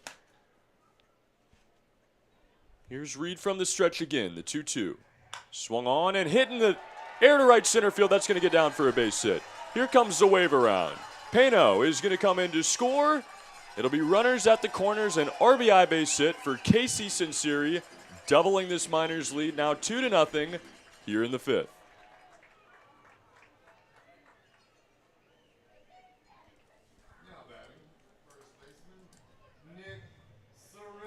That ball just kind of hung up there over the head of the second baseman into right center. And now the dangerous lefty hitter, Nick Sorelli, comes up with runners on the corner, still just one away. And now meeting at the mound here for Tucker Reed. Yeah, this is going to be Troy Hervey, the Chugiak pitching coach, who is going to attempt to buy some time for Calvin Johnson to warm up down the left field line. As Trey teased earlier, very exciting story on Calvin Johnson when he appears on the hill in due time. Long meeting here as Lindsey walks out slowly to break it up finally. Joins it. Yeah, looks like he's going to pitch in. A few thoughts here.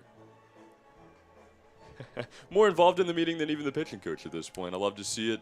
Yeah, that was certainly interesting. Not sure the last time I've seen that. You're right. It looked like Lindsey got in more words edgewise than Troy Hervey. Yeah, always good to give advice when you can, I guess. Eh? I guess so. He's probably saying, hey, man, you got a beast coming up. I'd be careful. Oh, no kidding there, Howie, as it is Nick Sorelli with the long ball last night against this very Chinooks team. Time is called again by Beavers. He gives out signals to the infield. It is runners on the corners. 2-0. Miners lead it. One away here in the bottom of the fifth. Sorelli trying to keep the line moving out of the 3-hole tonight. I think he said, hey, he's not bunting. Pickoff attempted first. Sinceri back in safely. But in all seriousness, we could see some serious action on the base pass here by Matt Sua. Sinceri already has 2 swipes on the year. He might try to take off, force the action, and with a bad throw, Young could come home. This pitch is in the dirt.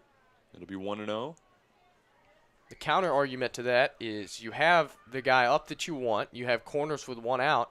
Why risk getting a second out in a situation like this? You already have the Chinooks right where you want them, ahead by 2 on, and your power man up. The 1-0.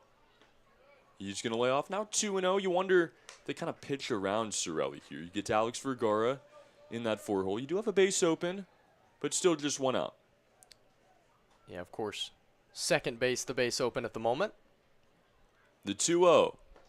In the dirt again, now 3-0 as the hat comes off there for the pitcher Reed. Sorelli trying to earn his 7th walk. This is game 4, folks. He just spits on anything that's not over the Pentagon. The 3-0 now, he's not even going to think about it. And it is a called strike there, I think. Probably on the lower half of the zone, Howie, but it does register. And now 3-1. Sorelli about 5 feet towards the bag there before he is called back. But a hitter's count for the power hitting lefty, the 3-1. Check swing. That's called strike 2. And making his disagreements known with the umpire. Yeah, I think you could almost hear him from here. Was that really a strike? Asked Sorelli. To which the home plate umpire said, I already called it once. Well, consistency, if nothing else. Now, a full count for Nick Sorelli, the pitch. That one's in the dirt. That one not close. It is going to be ball 4, and it will load the bases for the cleanup hitter, the left fielder tonight, Alex Vergara. Now then, your left fielder, Alex Vergara. Sorelli getting some laughs in down there with the first base coach, James Dillard. His wish is granted, and he does have his 7th walk of the season. Uncharted. Howie, the rates, seen almost 2 a game at this point. He stands on first. You see Sinceri there at second. Carter Young at the third base bag, and Alex Vergara now set for the first pitch from Tucker Reed. He stays in the stretch with the bases loaded. The first pitch is in the dirt. Blocked up nicely there by Davis Beavers to keep the runners where they stand. Yeah, Trey, to get one more perspective on how ridiculous it is that Sorelli's walked 7 times. He's only had 15 plate appearances, nearly half of them resulting in base on balls. Doesn't like it, he doesn't swing at it. Righty on righty matchup here. The second pitch rather, is fouled into the mitt. And leaving it up at 1-1. And what discipline that takes for a guy like Sorelli. Don't get us wrong, folks. He can hit. He can mash the baseball. It's not like he's just up there looking for a walk. Why would you when you have his power and stature? But he just knows what's best for the team, and he has an excellent eye, and he uses it to his advantage. He certainly does. Now, standing on first, the 1-1 curveball is a strike. Another low call there, but another strike, and it's 1-2. Corners in here for the Chinooks. Jack Lawrence a step or 2 in on the grass at first. Ryan Matheson is right off the grass and even with a third base bag, trying to cut down a third minors run at the plate. You got to extend this lead here where you can. The 1-2, swing and a miss. He struck him out. A big-time strikeout that time for Chugiak. Sac fly eliminated. And now the 5-hole hitter, Blake Avila, coming up for his third at-bat tonight, his third at-bat with the minors. Yeah, prime opportunity for Blake Avila to show what he's made of on his minors debut day. Trey, basically the 4th opening day we've seen if you count Blake Avila. As, of course, we had our opening day, the Bucks opening day, and the Chinooks as well. The first pitch to Avila is in the dirt. This one's going to skip away from the catcher Beavers. A run is going to come in to score as an awkward slide that time by Young. The ball skips away. Might have jumped the gun there a little bit, Howie, but it is a run. Any way you draw it, and it is 3-0 Miners. A nice effort to recover by Beavers, but the slide awkward, not just for Young. It made it awkward on the pitcher Reed covering home plate. And it's a run. Yeah, Trey, that was certainly very dangerous right there, as that play was a lot closer than you and I thought, as Beavers was able to scramble to the ball, and Reed, along with Carter Young, who was scrambling home from third, came rushing in at the exact same time, and a collision at the plate. Awkward slide. Both men could have been hurt on the play. Luckily, it looks like neither was. And for the Miners, they now lead 3-0. Yeah, a bit of an argument here. Been a lot of strange plays happen in this one, and we're only in the 5th. A lot of awkward plays. A lot of plays that put the athletes in a different kind of position than they're used to. And, you know, that time I think even Young caught a bit off guard by how quickly the ball was relayed in. Probably wasn't thinking about sliding. Ends up having to. Wet dirt. Makes it weird, but makes it 3-0 Miners. Second and third now. 2 away as Avila continues to bat. He's going to take another ball there now. 2-0 the count. Thick clouds overhead now at the Miners' home ballpark. The sun is hard to find under the deck. The 2-0 is going to miss away. It sounds weird, Howie, but might not be the worst thing if the Miners are retired here. If the heavens were to open up, this is a complete game with one more out. Yeah, that's exactly right. Of course, Blake Avila is not thinking about that. He's thinking about driving home 2 more.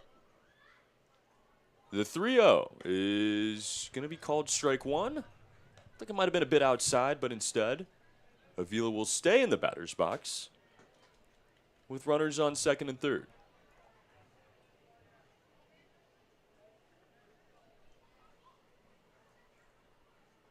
The 3-1 swung on and driven high and deep in the air to right center field. This one has a charge in it. This one is gone. Blake Avila, in his Miners debut, has gone the distance and has broken this game wide open for Matsu. It is 6-0 Miners. Yeah, Blake Avila got the barrel of the bat to that baseball and crushed it. Second home run of the season for the Miners, first for Blake Avila, and now a 6-0 game. We've seen him come full circle tonight, a strikeout in his first at bat, and now a home run to double the lead here in the bottom of the 5th. Finally, a more comfortable game for Matsu, as they are well in front now, trying to go 3-0 on the season. As the point is made to the pin tray, and our favorite story of the night is set to unfold. Here we go, Howie. You're going to see Calvin Johnson come into the game. No, not that Calvin Johnson, Megatron. Not quite him, but this Calvin Johnson, a very interesting story of his own. Yeah, absolutely, Trey. Of course, we had our first trip to Lee Jordan Field yesterday as we began to get cozy and mosey into the press box. Of course, we met our counterpart, the Chugiak broadcaster, which just so happened to be Calvin Johnson that you see right now. He came in today, said, "Hey guys, how's it going?" As we were playing the Chinooks, of course, for the second night in a row. We said, "Good." He said, "Hey, I think I might pitch tonight." And we said, "What?" And so that's the story. As Calvin Johnson is a collegiate baseball player. He has played at Masters University. He is now currently at Oklahoma University. And no, he is not a pitcher. He hasn't pitched since high school, has made no appearances in college. But the Chinooks are quite short-handed. They only have 8 arms. They had to use 4 of them last night. So Calvin Johnson it is in a 6-0 game. These are the stories you just live for here. And the summer ranks, as Johnson was excited, you could tell he was a little bit nervous. He didn't know if he was going to have to call a little bit of the game, go down there, start to get stretched out and warmed up. They got him covered for the game at least. But, just a different kind of deal here. Was amped to get in there, was amped to give it another try. And he's certainly going to get to do so tonight. He said originally he was slotted as the final pitcher of the game. He said, no.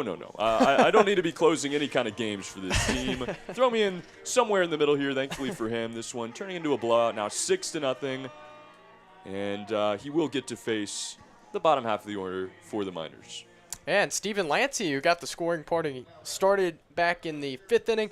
But no, in all seriousness, Calvin Johnson got to chat with him a bit more before the contest. And he said, "Hey, man, I'm a competitor. I want this. I want to play. I want to compete." So here he is. He gets the chance to compete against Steven Lancia. The first pitch from Johnson, a curveball. Some movement there, Howie. I like it. Yeah. It does miss low, though, 1-0. Would have thought for sure he would have went first pitch heater, but no, a little bender thrown from Johnson. The 1-0 now is swung on, rolled out to short. It's going to be Beeman with it. He fields, throws, and records out number 3 here in the bottom of the 5th. We're through 5. The Miners with a big inning, 5 runs across the plate. They lead it 6-0. And don't go anywhere. You are watching Matsu Miners Baseball presented to you on YouTube.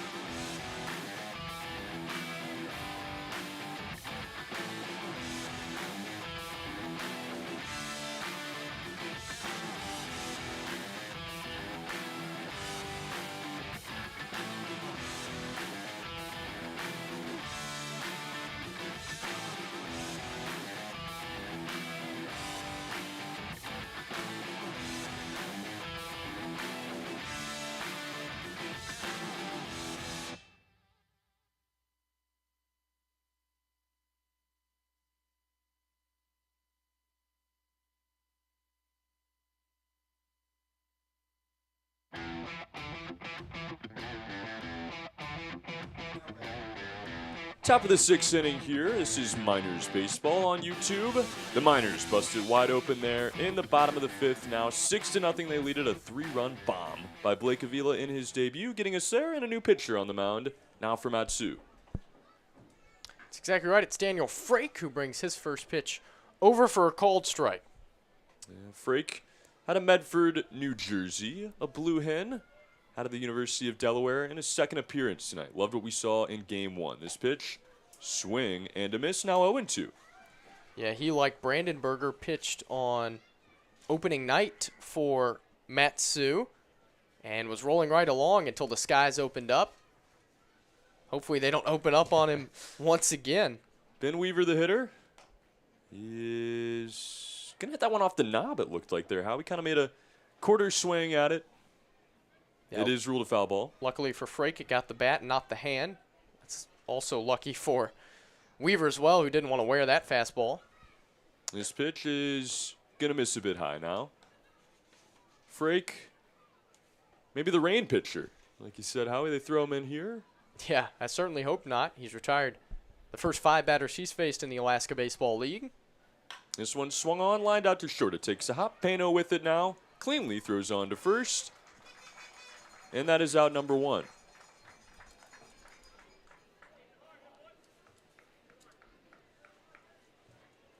Yeah, always in the back of your mind when you get rolling like that.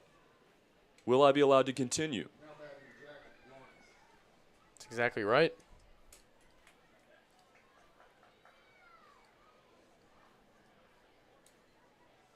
There's be Jack Lawrence now, the first baseman. Couple of walks tonight so far. First pitch is in there for a strike. Working the breaking ball here. Yeah, he has been the healthiest hitter in early action versus the Chinooks. Of course, the home run last night. And he's walked now 3 times. That one's going to be appealed out, and they're going to say he did there on the check swing. Quickly 0-2 here. You love the pace of Daniel Frake. Very accurate as well, always locating. Yeah, 6'3", 200-pound righty, looks very sharp once again. From the windup, this one is going to miss away a fastball that time. University of Delaware, as Trey mentioned, at the moment. Also, Rowan College of South Jersey, Gloucester in 2021. Salisbury University in 2019.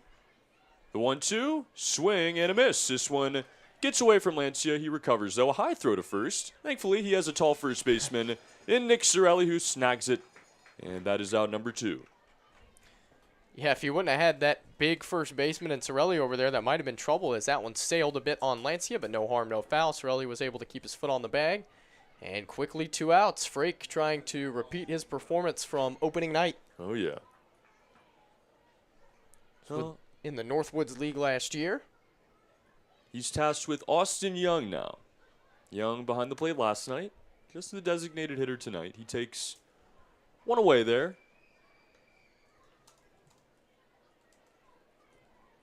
The 0-1. Swing and a miss. Excuse me.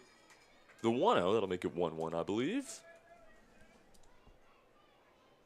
We're seeing a lot of pitches in the top half of the zone. Typically dangerous if you're a pitcher.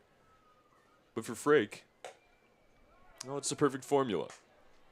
That 1 ball now. 1-2 is the official count. Trey, do you think Frake is far from home or what? 4,302 miles from Medford. Is that one's going to miss low 2-2? No, that's a leap and a skip. Yeah, just a little bit of a walk. Probably could do it. I mean, there's land connecting. 2-2, swung on and fouled out of play. The fact that Google even attempts to give you a walking time from Medford to Palmer is pretty funny, but just because it's here, I'll tell it to you. Goodness. Just under 1,400 hours to make that trek. I think there might be some mountains in the way as well. That one's fouled out of play. Does that include sleep? I mean, it's just 1,400 straight. You're just sitting it the whole way. My research on the Google walk rates from Medford to Palmer aren't too great, but I'll get back to you on that one. Not sure if they're accounting for the glaciers. 2-2 is going to be called strike 3 as that one ends up on the outside corner. Daniel Frake A clean, efficient 6th inning here. The Miners get out of it 6-0. They lead it. We go to the bottom half. This is Matsu Miners Baseball, brought to you by YouTube.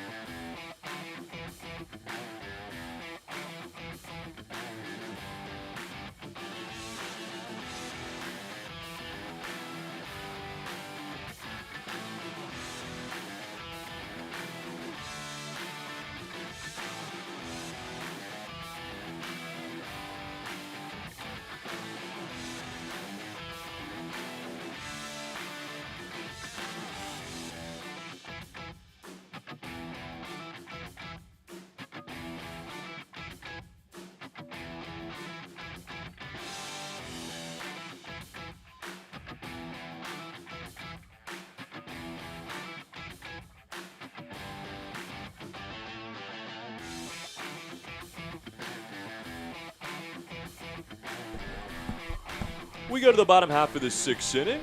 Your score is 6-0 Miners. They lead the Chugiak Chinooks here, looking for their 3rd win of the season, but what helped them get to their 2nd? A lot of great defense, especially by Mr. Nathan Rose. It's exactly right, Trey, and just like clockwork, Nathan Rose is our Who's Striking Gold feature, presented by Alaska Mining and Diving Supply. Some excellent leather work for Rose in the win against the Chinooks last night. As unfortunately, Trey, the rain has begun to fall at Herman Brothers Field. Oh, man. We're going to see if we can get through this one complete, as that first pitch is going to be in the dirt. 1 out recorded by Johnson when he was called upon there in the 5th inning. Getting dangerous out here, Howie. You're right, we see a bit of a drizzle and some dark clouds really looming over. And we've seen this story before, of course, on opening night, if you were with us then, against the Anchorage Glacier Pilots. Right here in this 6th inning, it was in the top half that it continued to rain, and eventually the teams were called off, and play was suspended indefinitely after about 45 minutes, and a win for the Miners. Couple of called strikes there. It'll be 1-2 now on Rose. You take it. It's another win if it does come, and that one's going to miss inside. Now 2-2, almost hit him there. Yeah, try to get the arsenal on Calvin Johnson. If you weren't with us in the bottom of the 5th inning, this is also our broadcast colleague. 2-2. Thought about it. It's going to be called strike 3. Johnson. 2 up, 2 down. And for Johnson, I tried to ask him what he throws, and he said, I don't throw. I haven't thrown since high school. I don't even have an arsenal. Trey, I think he might have been fooling us just a little bit. That looked like a pretty nasty breaking pitch to me. He's modest, if nothing else. But, hey, we looked up the stats. We know he's telling the truth. It has been quite some time. Looking good, though, so far. He's going to now have to face Josh Pano, the shortstop. First pitch, called strike. Yeah, certainly with Masters University in 2021, as the rain starts to fall a little bit harder. He was used mostly as a defensive replacement and a pinch hitter late in games. This one is swung on, skied in the air. Right center field, it's drifting towards the track, and a sliding catch is going to be made at the warning track there. What a play that time by Will Kelly, the right fielder. Yeah, I think things are getting pretty wet out there as he slid, but was somehow able to hold on as Calvin Johnson tips the cap. 3 up, 3 down for Johnson. Third baseman, Jacob. As it looked like his momentum was taking him there. You wonder if the grass kind of gave out. As you said, regardless, it is his 2nd out of the inning. Johnson rolling here. He's going to face the 9-hole hitter, Jacob Steele.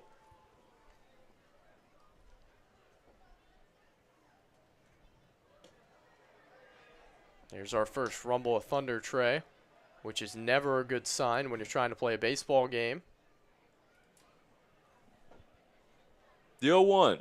Swing and a miss, 0-2.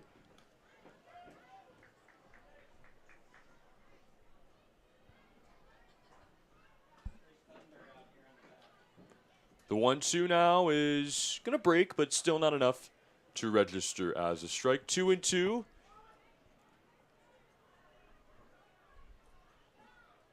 Steele, 0 for 2 on the night. As that one's going to miss low now. 3 balls and 1 strike. From the windup, Johnson working quick. The 3-1 is swung on, popped out of play. That'll run it full now, 3-2. As, like you said, Howie, some thunder's starting to roll in. Gotta wonder how much longer we have before this storm arrives. Johnson from the windup, the 3-2. He's gonna miss up and in now, ball 4. Had to be a 2-out base runner for the Miners, and it will send us back to the top of the lineup now. Carter Young will come up for his 4th at-bat of the night. He has reached once on an error and has struck out twice.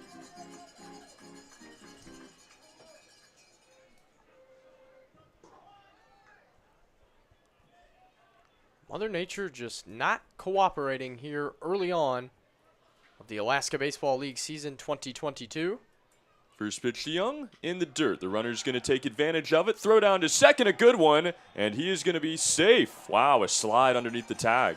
Beautiful throw that time, and the catcher Beavers about halfway to the dugout. Yeah, that was a strike by Davis Beavers, who, as Trey mentioned, was almost in the third base dugout, but Steele must have dove around that tag somehow, so he reaches second on the ball in the dirt. I think everybody involved out there knew it. Now the 1-0. Swing and a miss. Nice curveball here on Johnson. Yeah. Trey and I were talking about one of the strange scoring quirks when it comes to stolen bases, wild pitches, and the like earlier. Versus the 1-1. Rain begins to pick up. This one, Scott in the air to left field. Weaver over on it. He is going to make the catch for out number 3. We're going to see how much baseball we got left when we return here. This is Matsu Miners Baseball. The Miners lead the Chinooks 6-0. Don't go anywhere. We'll return in just a bit.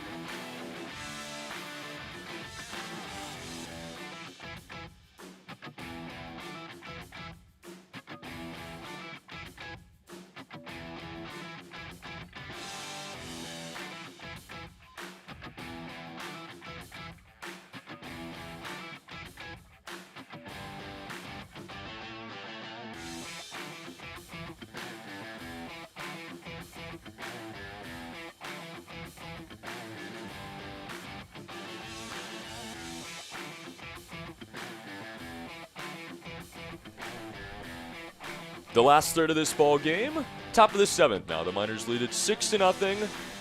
As I will now turn it back over to Howie for the final 3 innings. He will take over on play-by-play as the rain substantially picking up. Howie, how much baseball do we have left? Yeah, I'm not sure, Trey, but if we have it, I'll be right here alongside you to call the rest of it as Daniel Freight goes back to work and pumps over a ball high to Kenzel Plunkett, the Chinooks second baseman. Struck out swinging in the 3rd, bounced out to short in the 4th inning. Next pitch to him is fouled straight back. Rain has been falling quite steadily for about an inning and a half now. Miners lead it 6-0, a big 5th inning. 1-1. Skips up there. Capped by a 3-run bomb by Blake Avila, the newest arrival. Wasted no time making his name known in Palmer. 2-1. Swung on and fouled away. It's really the first big inning we've seen from the Miners this year. Kind of seen them put up some picket fences, tack on the runs where they can, but a 5 spot. Nice to see it. Yeah, sent 8 men to the plate. 5 men came around to score. 2-2 pitch. Big swing and a miss. third strikeout in a row for Daniel Frake, who continues to dazzle in Alaska. Yeah, Frake stuff just next level so far this summer. Like I said last inning, throwing the ball high in the zone, asking for the hitter to swing, gets it again, gets another strikeout. Yeah, he's just blowing it right on by him as Ryan Matheson steps in. Perfect night for him. Double and a walk for Ryan. First pitch.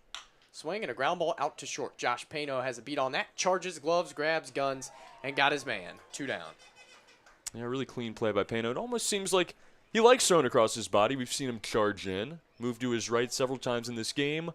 All those throws right on the money. Yeah, Frake looking to work another lightning-quick inning here and try to beat the rain, thunder, and lightning. One last note on that big inning for the Miners. All those runs unearned. First, the pitch to Davis Beavers, which is taken for a called strike. If you'll remember, Carter Young, the third batter of the inning, reached on an E4. You go back and score the inning without that error. None of those runs would have scored. 0-1. Called strike over the outside corner. The home run came with 2 outs. So, 5 unearned runs, but they count all the same, Trey, and a 6-0 lead for Matsu. And the rain's starting to taper off. 0-2. Down and away. Yeah, that's exactly right. Maybe we will be able to get in 9 complete. We hope so. You did a great job early on in the game protecting our camera equipment so we could stay on the air. 1-2 pitch is swung on and hit softly into shallow center. Long run, Young. He'll make a waist-high catch. 1-2-3 inning for Daniel Frake. It's time to stretch things out in Palmer. It's all Matsu, 6-0 as you listen to Matsu Miners Baseball on YouTube.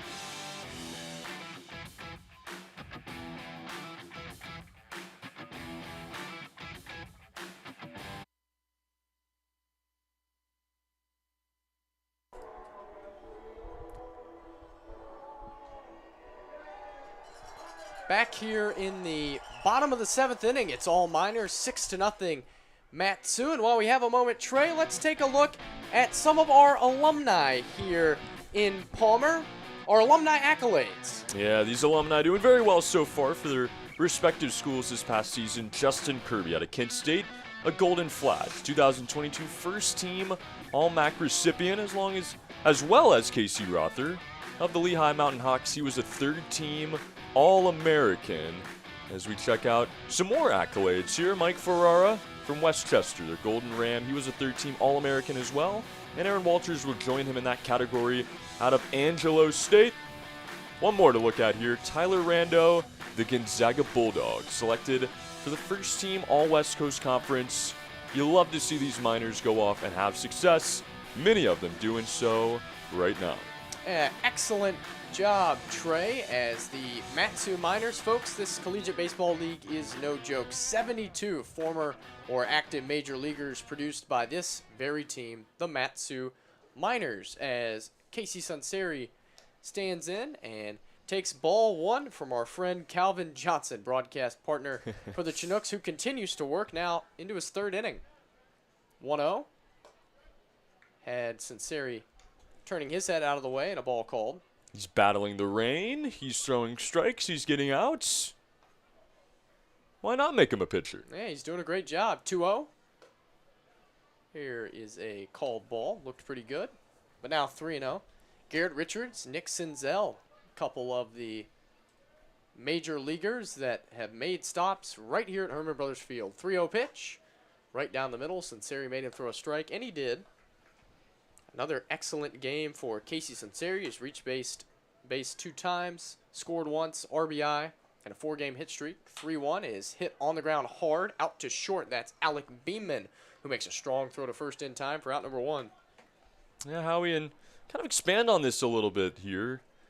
And we talk about these guys, accolades, Aaron Walters, Mike Ferrara, Westchester, and Angelo State, both going far in their respective playoffs. They made the Division II World Series. Congratulations to those young men for their accolades, along with their team status, having great seasons. But like you said, just the history of this league, Howie, some of the players that have come through. Talk about Barry Bonds. Batter is Nick Sorelli, who takes down and in for ball 1. Tom Seaver, Mark McGuire, some of the players, Hall of Famers now. Yeah, just a really storied tradition. 1-0 pitch. That one kicks away. Really storied tradition of baseball here in the last frontier. Tons of Hall of Famers, Major League players, draftees, and really a rich history in this league. 2-0. Grounded foul. Yeah, it's, always been one of the top 3. And a league that, is tapered off to an extent in recent years, but at its core is still certainly one of the top leagues. 2-1. Almost clipped Sorelli as he tries to lobby for his 3rd walk of the game, would be his 8th of the season. And if he walks here, he will have reached base via the base on balls in half of his plate appearances so far. Just incredible. Rain coming back on us now. 3-1 pitch to Sorelli. Swung on and popped up. Back behind home plate. And out of play.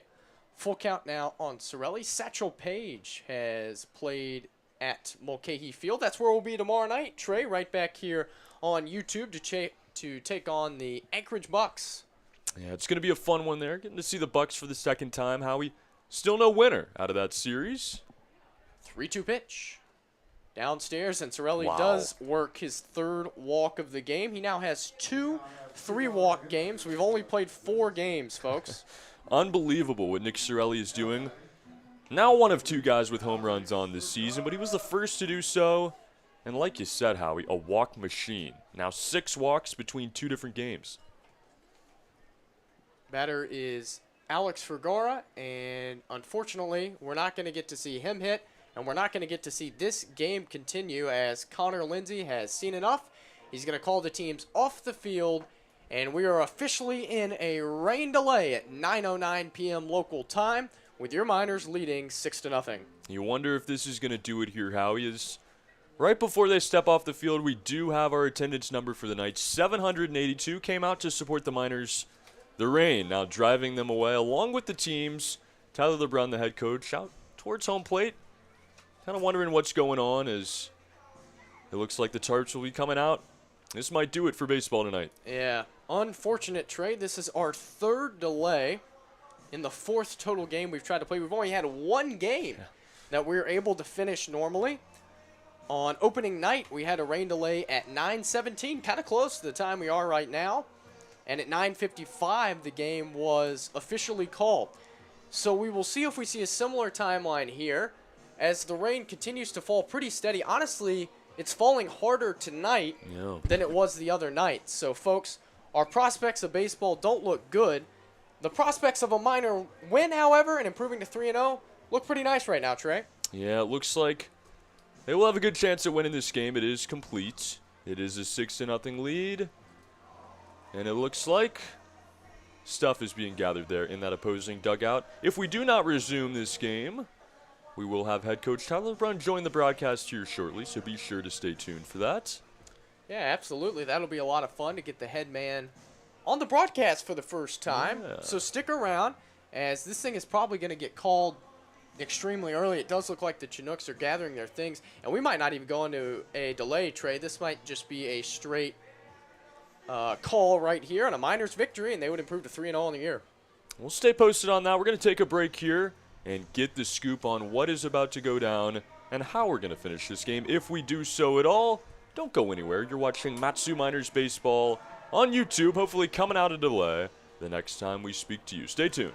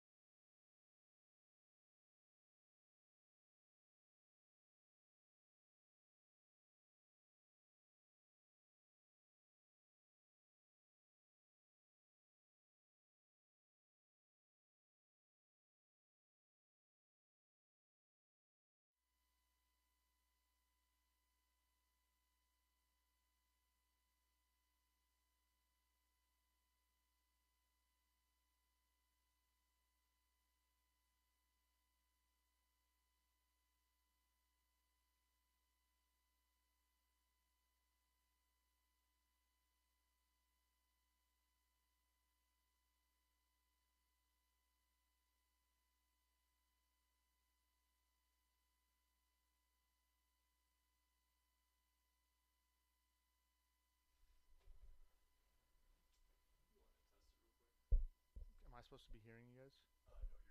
Oh, okay. Can you guys hear me?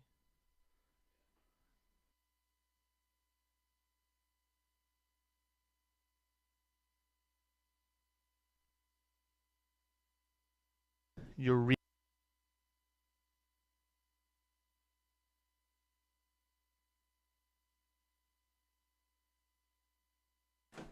Back here at Herman Brothers Field, where it is a complete deluge. This game has been called rather quickly after the teams exited the field. The Matsu Miners win this one 6-0, a big fifth inning the difference.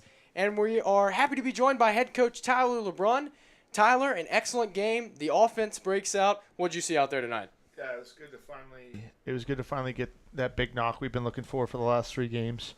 It was good to get Blake Avila in the lineup, and it worked out well. I mean, he absolutely scored with that baseball, and the way the ball's been flying the last 4 days, I don't think any of us thought it was going to get out. But that was the kind of the big knock we needed to separate ourselves from them and kind of put some cushion between us. And and then starting pitching, obviously, Mason was phenomenal, getting us 3 innings, and then Ben Alley came in and did a great job. I know he struggled a little bit throwing strikes, but he battled his tail off, and then Frake was impressive as usual. So yeah, talk about Ben Alley a little bit more. Such a cool story from Palmer, talking about how this is his dream growing up. Yeah, talk about the feeling tonight. It's always good to have locals. I think they grow up seeing these guys play and wanting to be on this field. I mean, you saw it tonight when we had the kids out, the little leaguers out there with our guys. So anytime we can get them opportunities to play, obviously it's nice. But I can't say that we just gave him that. He earned that opportunity. He threw a couple good bullpens for us, and it was impressive to see. And obviously today it was good to see him go out there and compete on the mound and give us a chance. What was it like to see Blake Avila, of course, his first game here in Matsu, and he blasts the big 3-run homer in the 5th inning? I was joking with him earlier because I said, hey, when he got in yesterday, I said, I'm going to bring your gear, and I expect you to play in Chugiak. And I was only partially joking, but we wanted to give him a night. But Coach Watson and I were talking about him during BP today, man. He's got some exit velo and some pop, and it was really good. I mean, he just won a national championship with Central, so he's a special ball player. And I think, number one, he's used to swinging wood bats. That's the big, I think, difference maker, where there's this, little gap in time to see some of these guys get going. He's been doing it all year. And we saw that tonight when he hit it to, 360 feet, so. Yeah, no kidding. An excellent night offensively overall, 6-0 here, and we only, ended up playing 7 innings. Talk about your lineup and kind of how things were flipped around. We saw some advancement for certain guys. Sorelli up to the 3-hole. Talk about what went into that tonight. That was a miscommunication, I guess, from the. It was a miscommunication on my part. I'll take it. We were told we were seeing a certain pitcher, and we didn't see that pitcher. But we were expecting to see a righty, and so we kind of wanted to stagger our lefties a little further up in the lineup. That's why we went CY in the 1 and Nick in the 3. Also, I think just kind of getting Alex out of the 3-hole, taking a little pressure off of him today was good. I mean, he scolded 2 baseballs today up the middle and the backside. I can't believe that ball was caught, but that's all you need to see. That they don't necessarily have to fall, but it's more just getting balls on barrels. Just moving some pieces around. It's nice when you have more than 9 guys that you can do that kind of stuff with. So we're excited to get Cade Manning in on Saturday and Trey Triola in, so we'll have a few more bodies as well. Daniel Frake came in, 2 more excellent innings for Daniel. What have you seen out of him early on? He's been a dog. I mean, he was ready to take the ball again for the 3rd. So, he's been exceptional. All of our pitching's been exceptional. I can't just single out one guy. Every guy's been going in there and competing in the zone. That's all we can ask for. It's a bummer we were supposed to see C.J. Hood tonight and R.J. Elmore. We're going to throw a little bit tonight as well before they kind of got going this weekend. But Frake was phenomenal. He's been good. I mean, he goes in there and pounds the zone. That's all you need out of a relief guy. So. Yeah, we turn the page now, heading back to Anchorage, take on the Bucks tomorrow night. Preview that game a little bit. What you're excited for? We got Rhett throwing tomorrow for us, Texas State left-handed pitcher. I got to watch his bullpen today, and I know Coach Dillard's really excited about watching him throw as well. So we're hoping to see good things out of him, and I think just really keep the lineup going and kind of continue on with the. I mean, we only had 4 hits tonight, but I like the pressure we're putting on pitching staffs. We're walking, we're swiping bags, and we're executing extremely well. So. Yeah, thanks so much for joining us, Coach. Yep. Another rain out here, the 2nd of the season already. Only 1 complete game, but hey, the Miners have won all that they've played. Now 3-0 on this season, 6-0. Your final tonight. A lot of guys we can name MVPs of this game. We'll get into that tomorrow. Be sure to join us 7 p.m. The Anchorage Bucks and the Matsu Miners. Game number 5 of this season. Coach, thank you again. We will talk to you tomorrow evening for Howie Boxley. My name is Trey Yanity. This has been Matsu Miners Baseball on YouTube. Thank you for joining us tonight. Have a dry, safe, and beautiful evening.